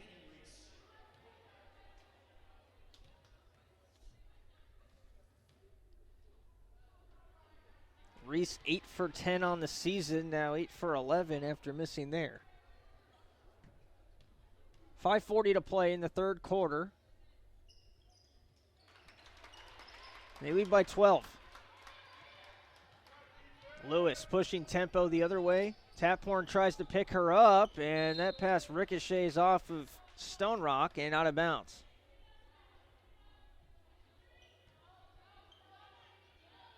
Knoll trying to bark out directions here. 4 quarters for the offense. Jones backs up to the three-point line. No shot, or the shot is up, but it's no good. And Roach gets the miss. Reese calling the play now. Reese off to Roach. Roach, top of your screen. Stone Rock coming around. They give it off to her. Now Reese has it on the right. Around 2 screens from the right elbow. Tap horn, no good. Lewis gets the rebound.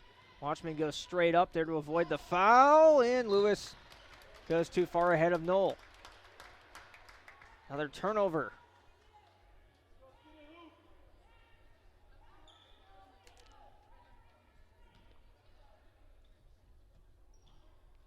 (53-41). Stone Rock out ahead of everybody as she breaks the press, and the layup is no good, but she's fouled. That's the third for Michelle Lee, all here in the third quarter. So after 9 fouls in the first quarter, there was none for Wilmington in the second, and then they pick up already in the bonus again here, midway through the third.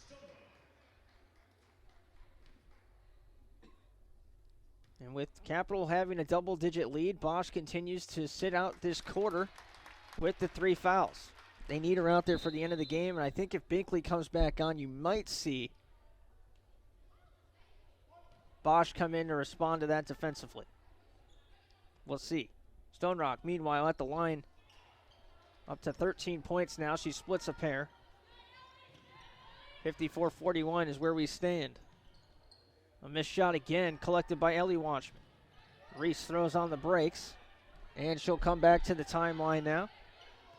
Across the Capital crest, passes off to Watchman on the elbow. Fakes a handoff, fakes a second one, turns to the basket. Wide open and an easy layup there, blows right by Davis.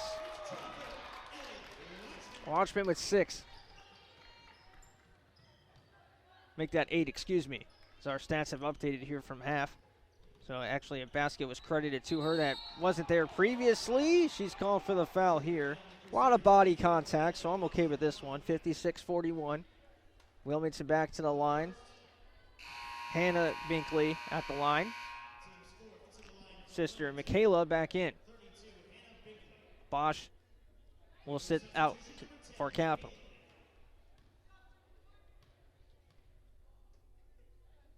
Free throw's good from Hannah Binkley. I mentioned during the halftime show that she's got to step up now and get some points for her team. Averages 12 a game. She's up to now 2 after making both those free throws. 56-43. Reese getting a lot of extended minutes here with Linder and Bosch, each with 3 fouls. Taphorn, Stone Rock. Reverse layup, no good. Ball comes right back to her, fortunately. Taphorn has it, and Taphorn calls for a screen. Gets one from Watchman, pulls back. 10 seconds to shoot. Taphorn working one-on-one with Davis, has the mismatch in traffic, and she drops it in. A clear plan right now for Capital is to find who Davis is defending and attack the matchup. Bailey looking for help. Has Davis, and she banks it in.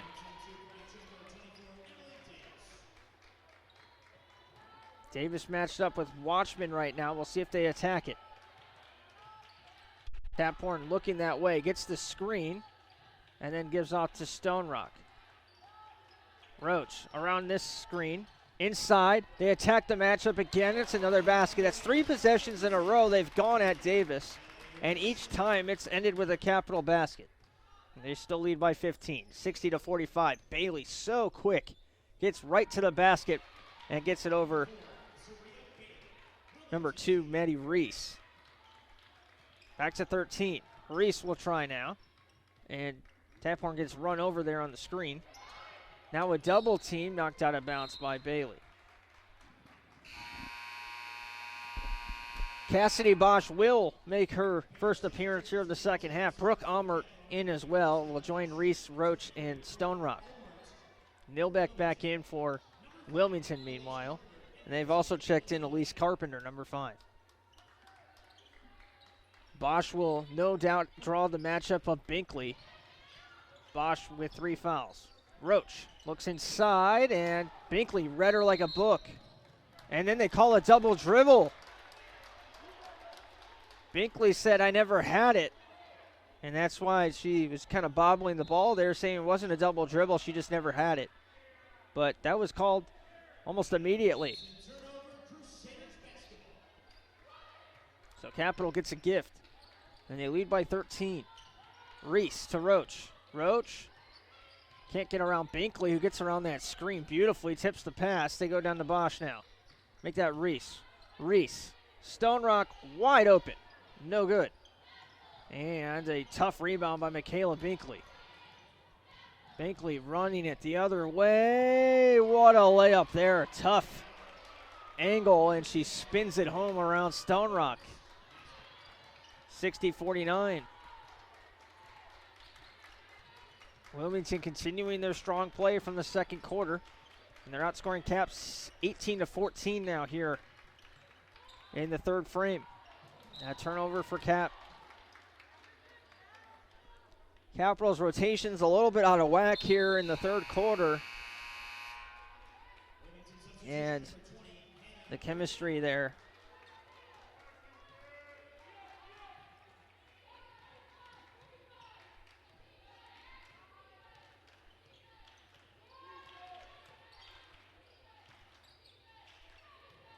Carpenter inside. Nilbeck back outside to Lewis now. Lewis. Carpenter. Handoff to Rickman. Rickman spins towards Nilbeck. Nilbeck's been strong off the bench. That was not a good effort there, though. The layup no good. And Reese will slow things down. Watchman, one of the quickest breaks we've seen. She's getting ready to come back in. Bosch. Hands off dribble to Stone Rock. Not on the same page with Reese. Reese was cutting, stopped her cut. Stone Rock comes out. Ellie Watchman in. Michaela Binkley back in after a quick breather for her. 60-49, Capital leads by 11. Still feels like Wilmington is right there in shouting distance. Lewis picks up the ball finally here. And after 2 seconds go off the clock, a missed layup. Foul called against Nilbeck now. And that's going to be free throws for Capital. Nilbeck picks up her third meanwhile. So recapping the foul situation, Michelle Lee and Ellen Nilbeck each have 3. Binkley has 2, Michaela that is. Lewis and Rickman each have 2. For Capital, Burns and Bosch, as well as Linder, all have 3. Stone Rock and Taphorn each have 2. Michelle Lee comes back in with her 3 fouls. And to the free throw line is Ellie Watchman, a chance for 2 more points. She's up to 11 after putting that in. Stone Rock with 13, 17 from Burns. Your leading scorers. Caleb Binkley leads all scorers with 19. That's with having a 0 in the first. 1 minute to play in our third quarter. And a foul called against Allison Roach. That's going to bring Wilmington to the free throw line. Hannah Binkley. Sampsek comes on for Bosch for the last minute here.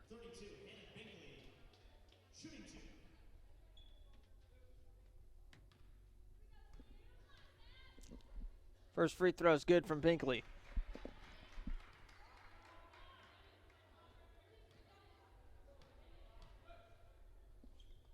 Second one is also good.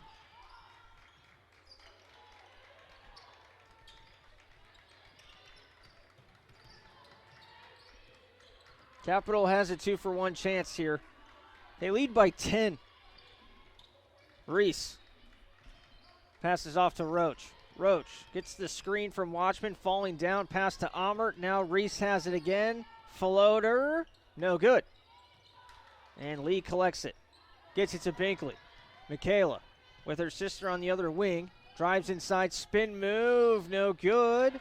Lee's put back, also no good. And Sampsek with a big rebound, and she's called for a travel. She couldn't get her footing.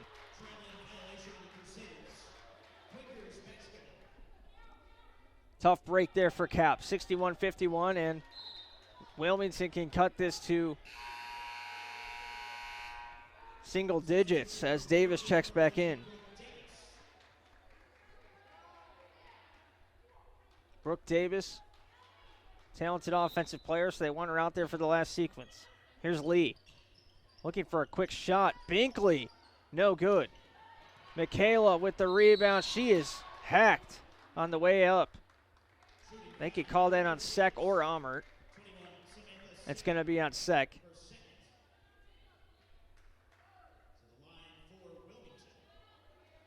So almost assuredly here, the Quakers will cut this to single digits with Binkley to the line.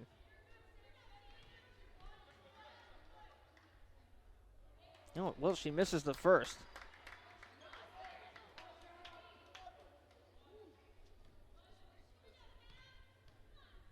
Second free throw from Binkley is good. Aussie Kaiser, meanwhile, will check in for Sampsek. So Cap gets a little bit bigger here for the last 15.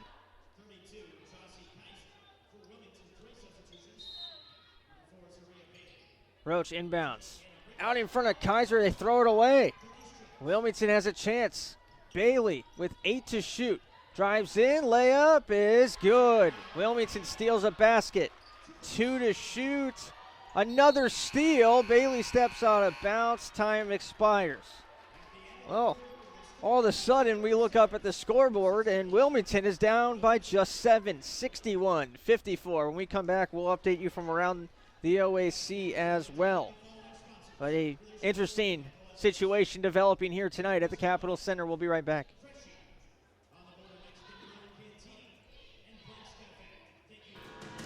Capital University presents The Good Guarantee. The Good Guarantee promises families who work for nonprofits or in public service will never have to pay more than 50% tuition based on their total amount of financial aid. This includes your talent, merit, and need-based aid. You can live on campus or at home, it's renewable for up to 8 semesters, and you can study any major and minor. Current students can apply too. You qualify if you or your spouse or your parent or guardian work for a nonprofit or public service organization and you are a full-time undergrad. Because we want to create purposeful people, courageous community, and hopeful humanity. The world needs more good. The world needs you. You invest in others, we invest in you. For more information, visit capital.edu/good-guarantee. And welcome back. Capital leading 61-54, but Wilmington is coming back in this one.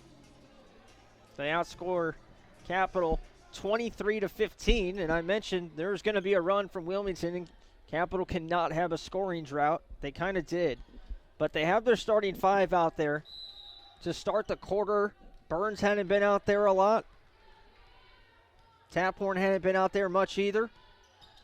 And Bosch basically sat the whole quarter, and she picks up her 4th foul early here in the 4th quarter. And a tough decision for Coach Jeffers now. Do you leave Bosch out there with 4 and risk losing her for the rest of the game, or do you let this team get some continuity here? She's going to trust the senior and leave her out there, and I like the decision. You got to be careful with her, I understand, but this is a crucial point of the game here to regain control, and you got to keep Bosch out there. Hannah Binkley to Lewis. Lewis to Davis for 3. No good. And Bosch gets the miss. Emma Burns will bring it across the timeline. Handoff to Watchman. Watchman fakes a pass inside, goes back outside. Burns for 3, no good. She was moving way too much there. On that shot, she was kind of drifting away from the basket. Binkley thinks it's off Bosch, but Capital will keep it here. Reset to 20 on the shot clock. It's thrown back in. Burns giving off to Tapworn. On the other side, it's Lewis, Binkley, Davis, Binkley, and Michelle Lee. 4 starters with Hannah Davis out there in this, or excuse me, Brooke Davis out there in this spot of starter Kelly Knoll. And who else but Emma Burns to get Capital going here in the fourth final frame of the game here. 19 points now for Emma Burns. On 8 of 11 shooting. That's the most impressive part to me. Binkley on this end beats Burns and gets it right back. 63-56. Each possession so huge. 7-point game with a stop and a bucket. Wilmington's within 2 possessions. Burns to Bosch. Bosch giving it off to Watchman inside Taphorn. Double team. Quick ball movement. Really good ball movement. And Bosch gets a layup. No good. She could have been called for a charge in her 5th there, but she wasn't. Taphorn brings it into the paint. Leaves it short. Bosch had it boxed out. She's fouled. No basket. They're going to say it's over the back. Turns into a really good foul for Wilmington. Kelly Knoll, I mentioned, was not out there as a starter for Wilmington. She is now. And Bailey replaces Lewis. Bailey is just a shot of energy here. So quick. And she's up to 6 points herself now. Passed into Bosch. Another 20 seconds for Capital if they want to work this clock. Watchman through traffic. She's fouled by either Lee or Knoll. They're going to give it to Lee. That's her 4th.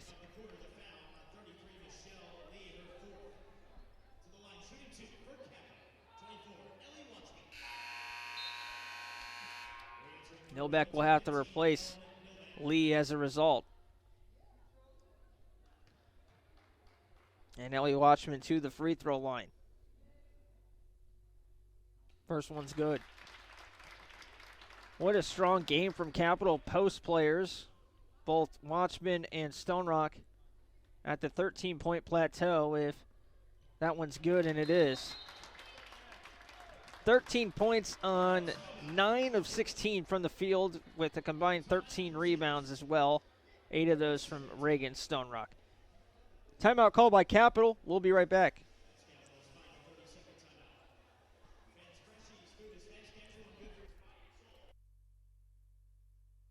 This is a message for all those MBA seekers out there. For the junior exec who'd rather be senior. For the VP yearning to be CEO. And for everyone who'd call their job not just a profession, but a passion. Capital University's MBA program was built exclusively for professionals, experienced faculty, flexible schedules, and classmates you'll soon consider colleagues. Learn more at capital.edu/MBA. The Capital University MBA, for those driven to do more. Rolled into play here by Wilmington. 8:04 to play, Capital by 9. It's been push and give and take here in the 4th quarter through the first few moments. Binkley gets the basket. That's Hannah. And once again, we're at 7. Burns pulls it back. Cassidy Bosch is out there with 4 fouls for Capital. Pass inside to Stone Rock. Stone Rock to Watchman, and they're going to call a travel. I don't understand. Neither does Coach Jeffers. 65-58. That was a clean dribble and hop step there from Watchman, but they call a travel. And before you can blink, Wilmington has it on this end and can cut it to 5. Binkley from her sister Hannah. Michaela has it back to Hannah. Hannah's had the hot hand here. They go off to Knoll now. Nilbeck, good cut, and the basket's good. The Quakers are within 5. 7:08 to play. This is going to come down to the wire. Good crossover from Taphorn. Working against Hannah Binkley. Trying her again. Sizes up. Leaves it for Stone Rock. Beautiful two-man game. And Stone Rock with an easy layup. This ball's thrown into no man's land. Bailey steps out trying to save it. Wilmington clearly trying to get the tempo up in this one, and they just threw it into no man's land. Leads to a turnover.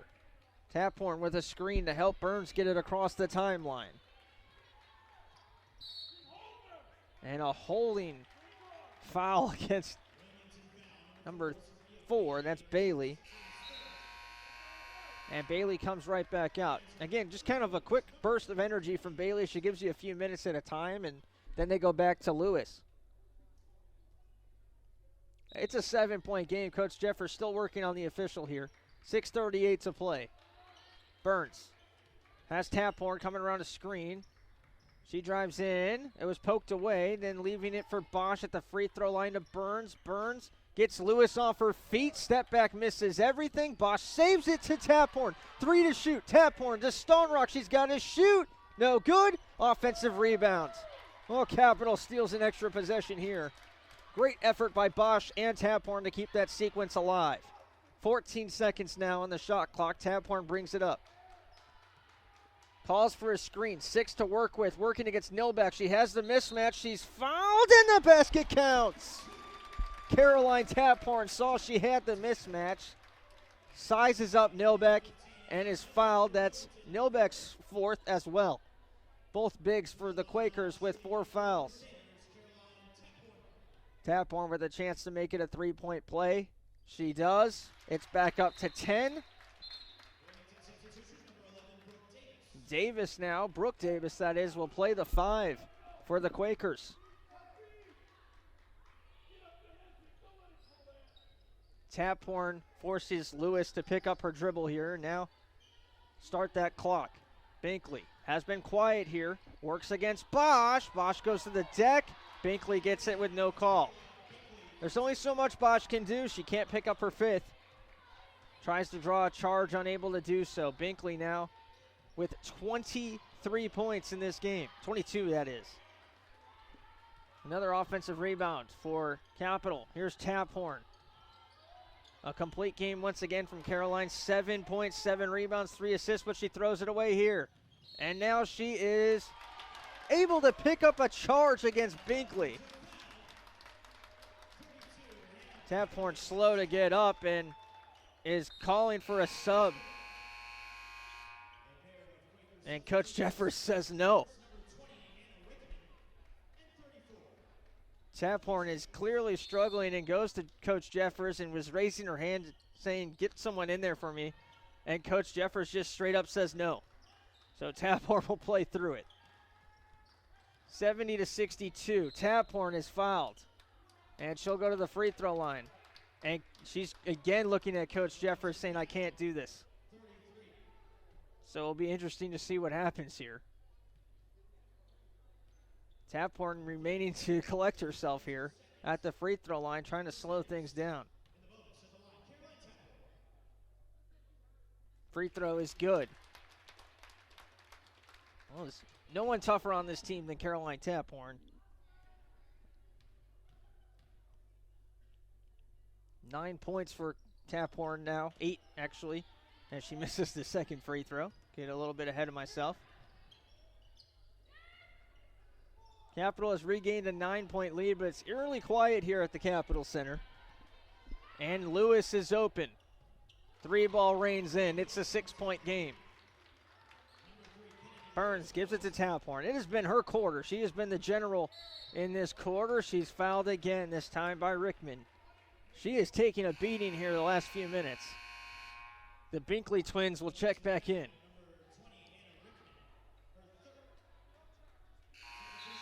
Brooke Amert now will replace Ellie Watchman. Taphorn taking a second to collect herself again before shooting 2 more free throws. She makes both, she'll be in double figures, the 4th Crusader in this one to hit that mark.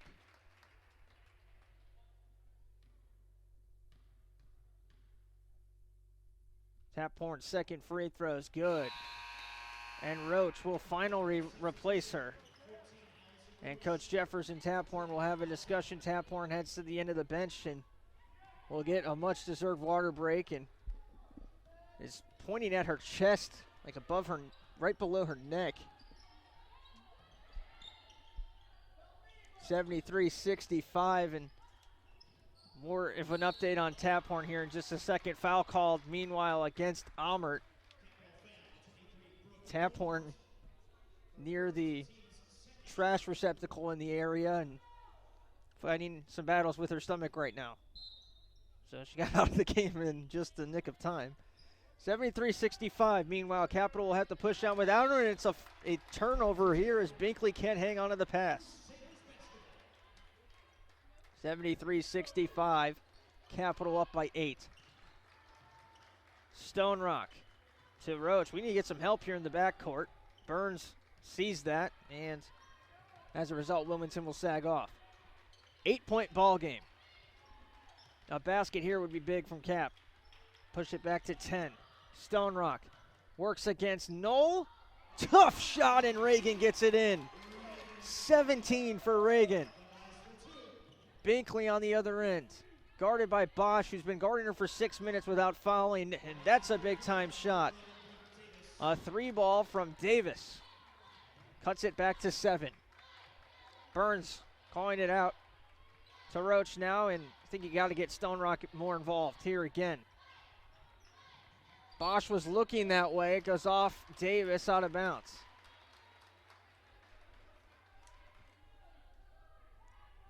.342 to play. Roach passes into Burns. Oh, they're going to say that's... Okay, they're going to say it was off Lewis there. That was the right call. I heard White, but then they pointed at Lewis, but just indicating that it hit her last. Bosch now, 15 on the shot clock. Works baseline, past Binkley, reverse layup, no good. And Michaela Binkley gets the miss. Binkley going straight to the bucket, and she misses. Stone Rock had it, couldn't hang on. It's going to stay with Wilmington. Michaela Binkley now, a little beat up. She's able to regain here, and referees will buy her an extra second here.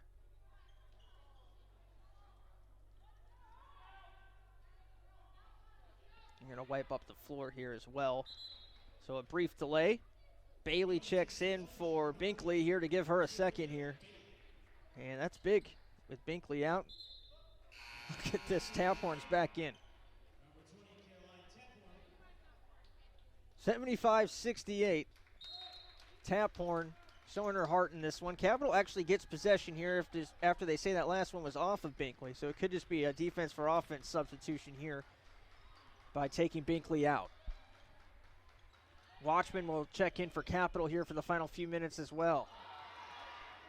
Now a turnover taken away by Hannah Binkley. She sidesteps Taphorn, and that will not go down.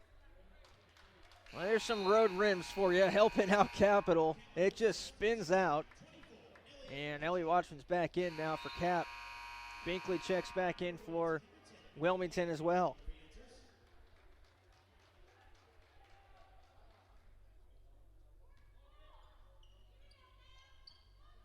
Capital by 7. It feels comfy again, but you got to finish strong here in the last few minutes and play smart. Capital will use some clock. A reminder, the Byers Airport Subaru postgame show follows us. We will have scores from around the OAC and break down some stats from this one.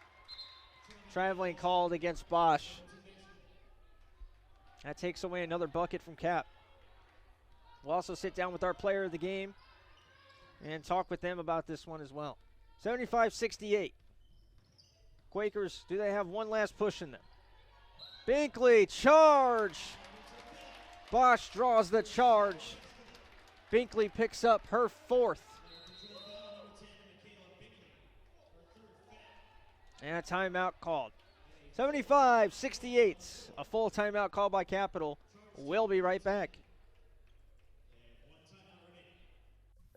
New vehicles, reliable pre-owned vehicles, top-notch, high-quality service technicians, and friendly, trustworthy sales associates dedicated to customer service. Byers Airport Subaru in Columbus is ready to get you into the vehicle that you were meant for.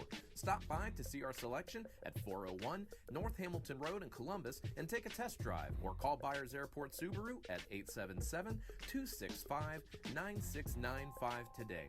Byers Airport Subaru is a proud supporter of Crusader Athletics. Subaru, confidence in motion. Army ROTC is one of the best leadership courses in the country and can be a part of your college curriculum. As a potential or current student at Capital University, learning to become a leader will make your college experience even richer and prepare you for the future. Capital Army ROTC can provide scholarships and many more benefits to those who enroll, but the biggest benefit will be experienced firsthand after joining. For more information on Capital Army ROTC, testimonials, and an in-depth look at what the program can offer you, go to www.capital.edu/ROTC. 75-68, 2:33 to play. Possession arrow also favors Capital, which sometimes comes into play here down the stretch. Capital has their starting 5 out there. The Quakers still do not have Lee or Nilbeck as their 5. They're going with Brooke Davis right now, who is a better three-point shooter. So that makes sense.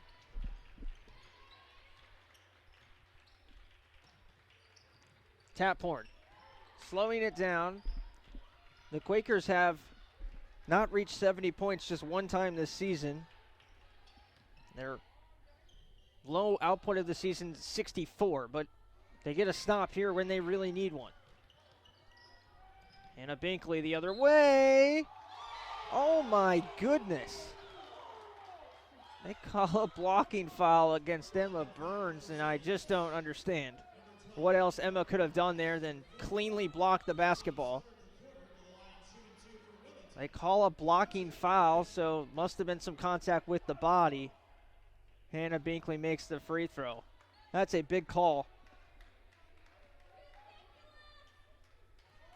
Binkley to the line for 2. She makes the first. Second one is good as well. We've got a 5-point game. Full court pressure here. Taphorn using her pivot foot. Gives it to Stone Rock now and then to Burns. Capital breaks the press easily. They can relax now. Coach Jeffers telling them to sit down here on the time. Watchman holds it high. 2 fakes. Moves to her right, working against Davis. Bosch gets the screen from Watchman. Look at the basket. No good on the layup. The putback from Bosch. No good again. And it's collected by Wilmington. Kelly Knoll giving it off to Binkley. Another big stop for the Quakers. They can cut it to one possession here with a basket. Binkley for 3. No good. Rebound. It's going to stay with Wilmington. 75-70. Hannah Binkley had a chance to cut it to 2. She's unable to hit.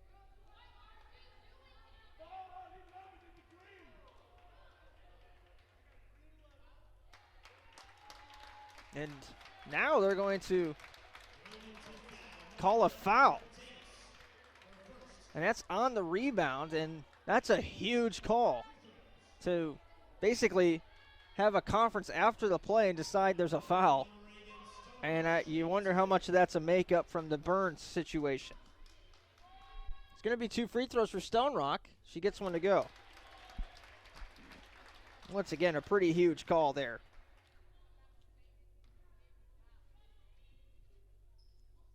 Free throw's good from Stone Rock. Timeout by Coach Jeffers. It is a full timeout. We'll take 30 and come back. Those MBA seekers out there. For the junior exec who'd rather be senior. For the VP yearning to be CEO. And for everyone who'd call their job not just a profession, but a passion. Capital University's MBA program was built exclusively for professionals, experienced faculty, flexible schedules, and classmates you'll soon consider colleagues. Learn more at capital.edu/MBA. The Capital University MBA, for those driven to do more. Well, welcome back. Last 30 seconds of the timeout here. Just to go over some scores in the OAC, John Carroll looks like they're going to pull out the victory against Otterbein in large part because of a 32-19 edge in the second half. They lead 57-48. Olivia Nagy's 22 leads the way, and Otterbein looks like they're going to suffer their first loss in OAC play tonight. Ohio Northern 70, Heidelberg 42. That one's a final. The Polar Bears picking up a win to improve to 4-1 in conference. Another team on Capital's radar that Capital has already beat earlier this season. So 3 teams at 4-1. Baldwin-Wallace is going to move to 5-0. They take care of Mount Union quite easily tonight. And then Marietta 77, Muskingum 55. The Pioneers get their first win of the season. And still some results pending, including this one here. Is really the last game to decide. And we could have a tie for 5th place if Capital's able to hang on. They'd have the tiebreaker, obviously, by winning tonight's game. 77-72. Can Capital hang on? Bosch fakes a pass inside, goes outside. Stone Rock pass tip, stolen away by Wilmington. Here's Lewis in transition the other way. Layup's got to go, and it does. They have time. They don't have to foul. Wilmington will call their last timeout.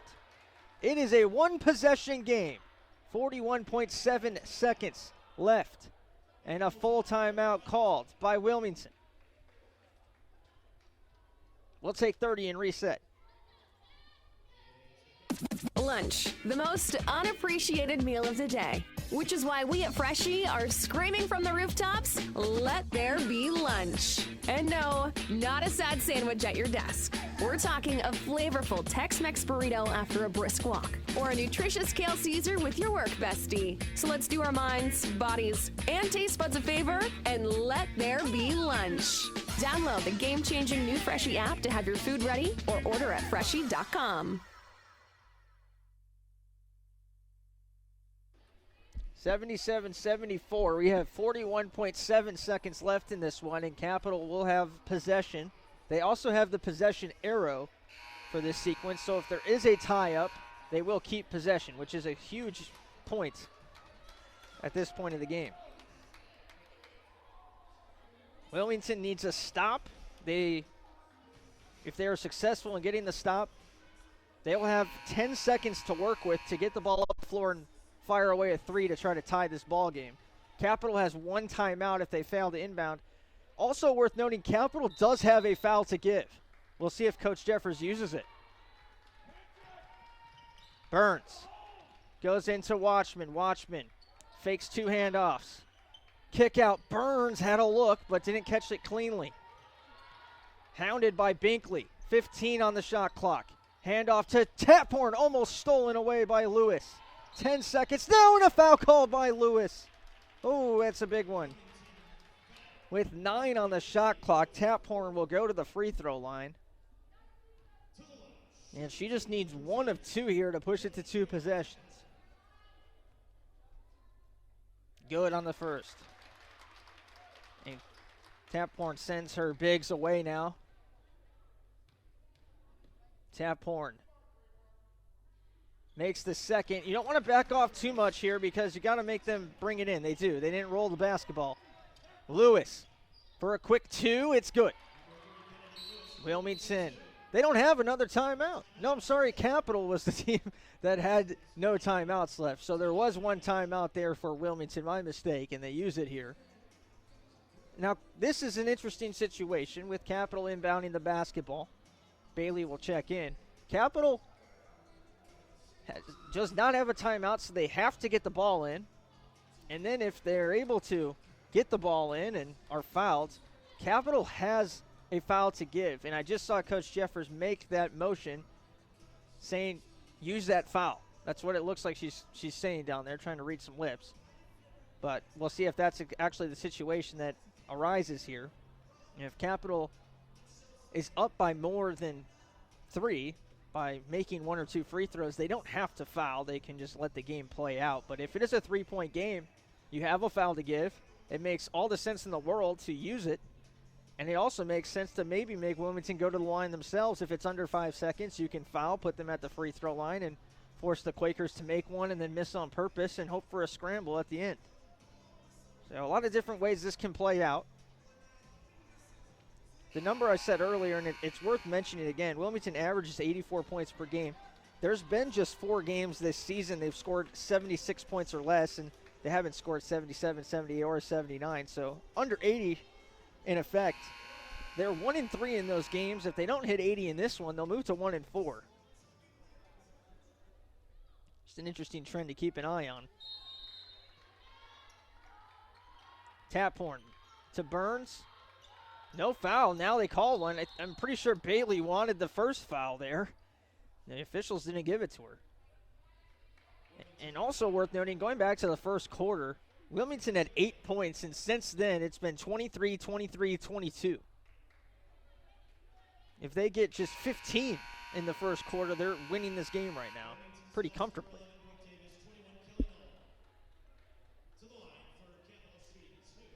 So Burns needs to make one of these here. First is good. Now Capital doesn't have to worry about using that foul. Second is also good from Burns. Lewis should try to get another quick 2 here. We'll see if she does. Lewis leaves it for Knoll, who throws up a 3, no good. Watchman gets the rebound over to Tap Horn, and that's how this one will come to an end. Well, give the Quakers all the credit in the world. They were punched in the mouth, down 33-8 in this game. When it was 41-18, they went, or 40-18, they went on a 10-0 run to get themselves back in this game. They fought back to a 3-point game, but Capital ends up leading this one wire to wire. And while it wasn't pretty, they did finish out the W. 81-76, they moved to 3-2 in conference play and move ahead of the Quakers in the standings with this win as well. Very much alive at a chance for an OAC title.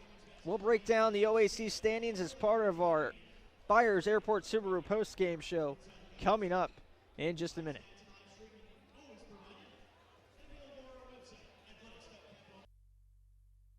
New vehicles, reliable pre-owned vehicles, top-notch, high-quality service technicians, and friendly, trustworthy sales associates dedicated to customer service. Byers Airport Subaru in Columbus is ready to get you into the vehicle that you were meant for. Stop by to see our selection at 401 North Hamilton Road in Columbus and take a test drive, or call Byers Airport Subaru at 877-265-9695 today. Byers Airport Subaru is a proud supporter of Crusader Athletics. Subaru, confidence in motion.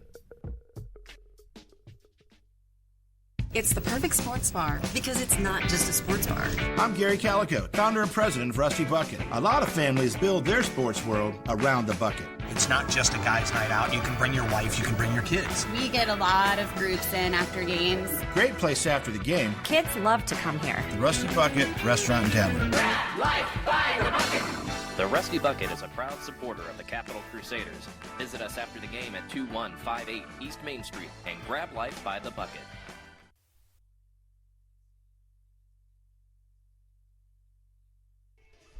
Welcome back to the Byers Airport Subaru post-game show.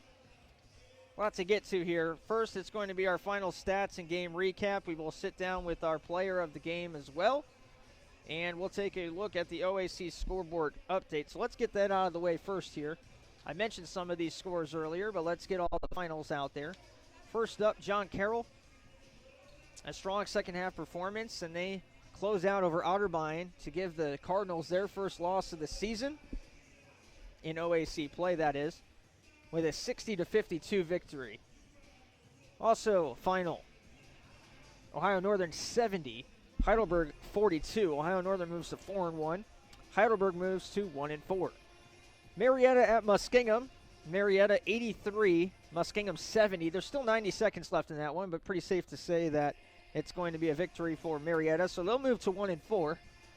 dropping the Muskies to 0-5. And our last final, it's going to be Baldwin-Wallace 71, Mount Union 46. A huge end to that game for Baldwin-Wallace. The Yellow Jackets are now 5-0 as the opponent there, lost my spot, Mount Union, goes to 0-5. So Capital is currently now 3-2. They're tied for 5th place in the OAC. And very interesting situation now where they're just a game back of 2nd place. And as a result, they're very much in control of their destiny here to make a run in the OAC playoffs. So we'll see if they're able to lock down that first seed. Obviously, we're 5 games in, so we're getting a little ahead of ourselves. But a big win tonight to keep themselves up in the upper tier of the conference rather than the lower tier. We'll take a timeout. When we come back, our final statistical breakdown and our player of the game interview here on the Byers Airport Subaru post-game show. And taste buds a favor and let there be lunch. Download the game-changing new Freshie app to have your food ready or order at Freshie.com. Dill's Greenhouse is a local family business dedicated to offering the best shopping experience and honest prices for your gardening needs. If you're in need of annuals, perennials, vegetable plants, or any variety of gardening tools and resources, Dill's Greenhouse is more than happy to get you on the right path. Dill's Greenhouse is located at 5800 Rager Road in Groveport, Ohio, and is open 7 days a week. Visit them online for more information at dillsgreenhouse.net. Dill's Greenhouse, only nature does it better. Army ROTC is one of the best leadership courses in the country and can be a part of your college curriculum. As a potential or current student at Capital University, learning to become a leader will make your college experience even richer and prepare you for the future. Capital Army ROTC can provide scholarships and many more benefits to those who enroll, but the biggest benefit will be experienced firsthand after joining. For more information on Capital Army ROTC, testimonials, and an in-depth look at what the program can offer you, go to www.capital.edu/ROTC. And welcome back to the Capitol Center. We're here with player of the game, Emma Burns. Emma, a good win for you guys in this one, but a little bit dicey there at the end. We'll get to some questions there. But first for you personally, I know earlier in the season the shot wasn't falling for you. Obviously the last chunk of games, maybe 5 or 6 games, the shots really started to come along for you. What's kind of been the difference in your game lately that the shot's going down for you again just like last year? Most of it's just confidence at this point. Like starting off the season, like learning how to catch the ball on the move and being able to shoot it when your feet aren't set. You just got to get used to the game. It seems like you're starting to create your own shot a little bit too as well, and that's obviously good to see the three-point game really opening up for your guys down low. In this game, 33-8, you guys jump out to a huge lead. Obviously, they have a pretty high-powered offense, so I assume you guys were ready to know that they were going to be making a run. And, take us into that fourth quarter huddle. They get a big basket at the end of the third quarter. They seem to have had all of the momentum. You guys get Cassidy back out there. She was battling some foul trouble. The starting five's back out there. And you guys kind of regained control of the game there. What was kind of the attitude in that huddle before the fourth quarter, and how did it, change back into our favor there at the start of the quarter? We just got together and we were like, it's just not going to happen. Like, we can't let this happen. It's just not. So we just played our hearts out. Sure. Playing here at home, obviously you guys have had a lot of home games here, and you've got 2 of the next 3 at home as well. I know Coach Jeffers has been talking about defending our home court. She says it pretty much every time I talk to her. That message obviously resonated for you guys here. So, what can you do these next stretch of games to continue to move up in the standings here? I think we have a really good momentum going right now. I think we just need to stay focused. That's our main problem. January is always a grind. Yeah, and again, you guys have played very well here at home, so we will see you again on Saturday. Should be a fun atmosphere. Again, there's free admission for anyone who wants to come out to the Capitol Center for that one, so hopefully you guys have a nice fan base by you guys on Saturday again. Great game tonight, Emma. You obviously shooting lights out, so hopefully that continues for you. Thank you so much. Thank you, Emma. And that is our player of the game, brought to you by Plank's Cafe and Pizzeria. And a good night from Emma Burns. She leads the way with 21 points in this game. She also added 7 rebounds. She was able to draw 6 fouls in this game as well. Some crazy numbers there from Emma Burns. and she had a plus-minus. She finished with 8. Other standouts for Capital, 12 points for Caroline Taphorn, 7 rebounds, 6 assists, 13 points for Ellie Watchman, and 19 and 9 from Reagan Stonerock. The starters had a huge game in this one for Capital, scoring 70 of the 81 points for the Crusaders. On the other side, Michaela Binkley leads the way, 24 points. Kennedy Lewis added 16 as well, but their 40-point combined effort not enough to give Wilmington a win in this one. So Capital hangs on. They get the victory, and as a result, they move to 3-2, tied for 5th with Wilmington in the OAC. 1 game back of 2nd, 2 games back of 1st. As the momentum, as Emma says, continues on, they feel like they're in a great spot. We'll see if that remains the case here on Saturday with Mount Union in town. A reminder, it is join the Crusaders for Community Day here. Free admission to the game for Bexley and Columbus area residents. A special halftime performance by the Dublin Sparks jump rope team. A team meet and greet after the game. And free youth skills clinic for ages 5 to 14 hosted by none other than head coach Dixie Jeffers. So we hope to see you here on Saturday. If not, you can find me here on the same time, same place, 3 o'clock on Saturday for our weekend start time. And we'll see you for the pregame show brought to you by Freshies at 2:30 Eastern Standard Time. Once again, thanks for tuning in tonight. Proud to report a victory for the Crusaders, a final score of 81-76. Have a great one out there. We will catch you next time.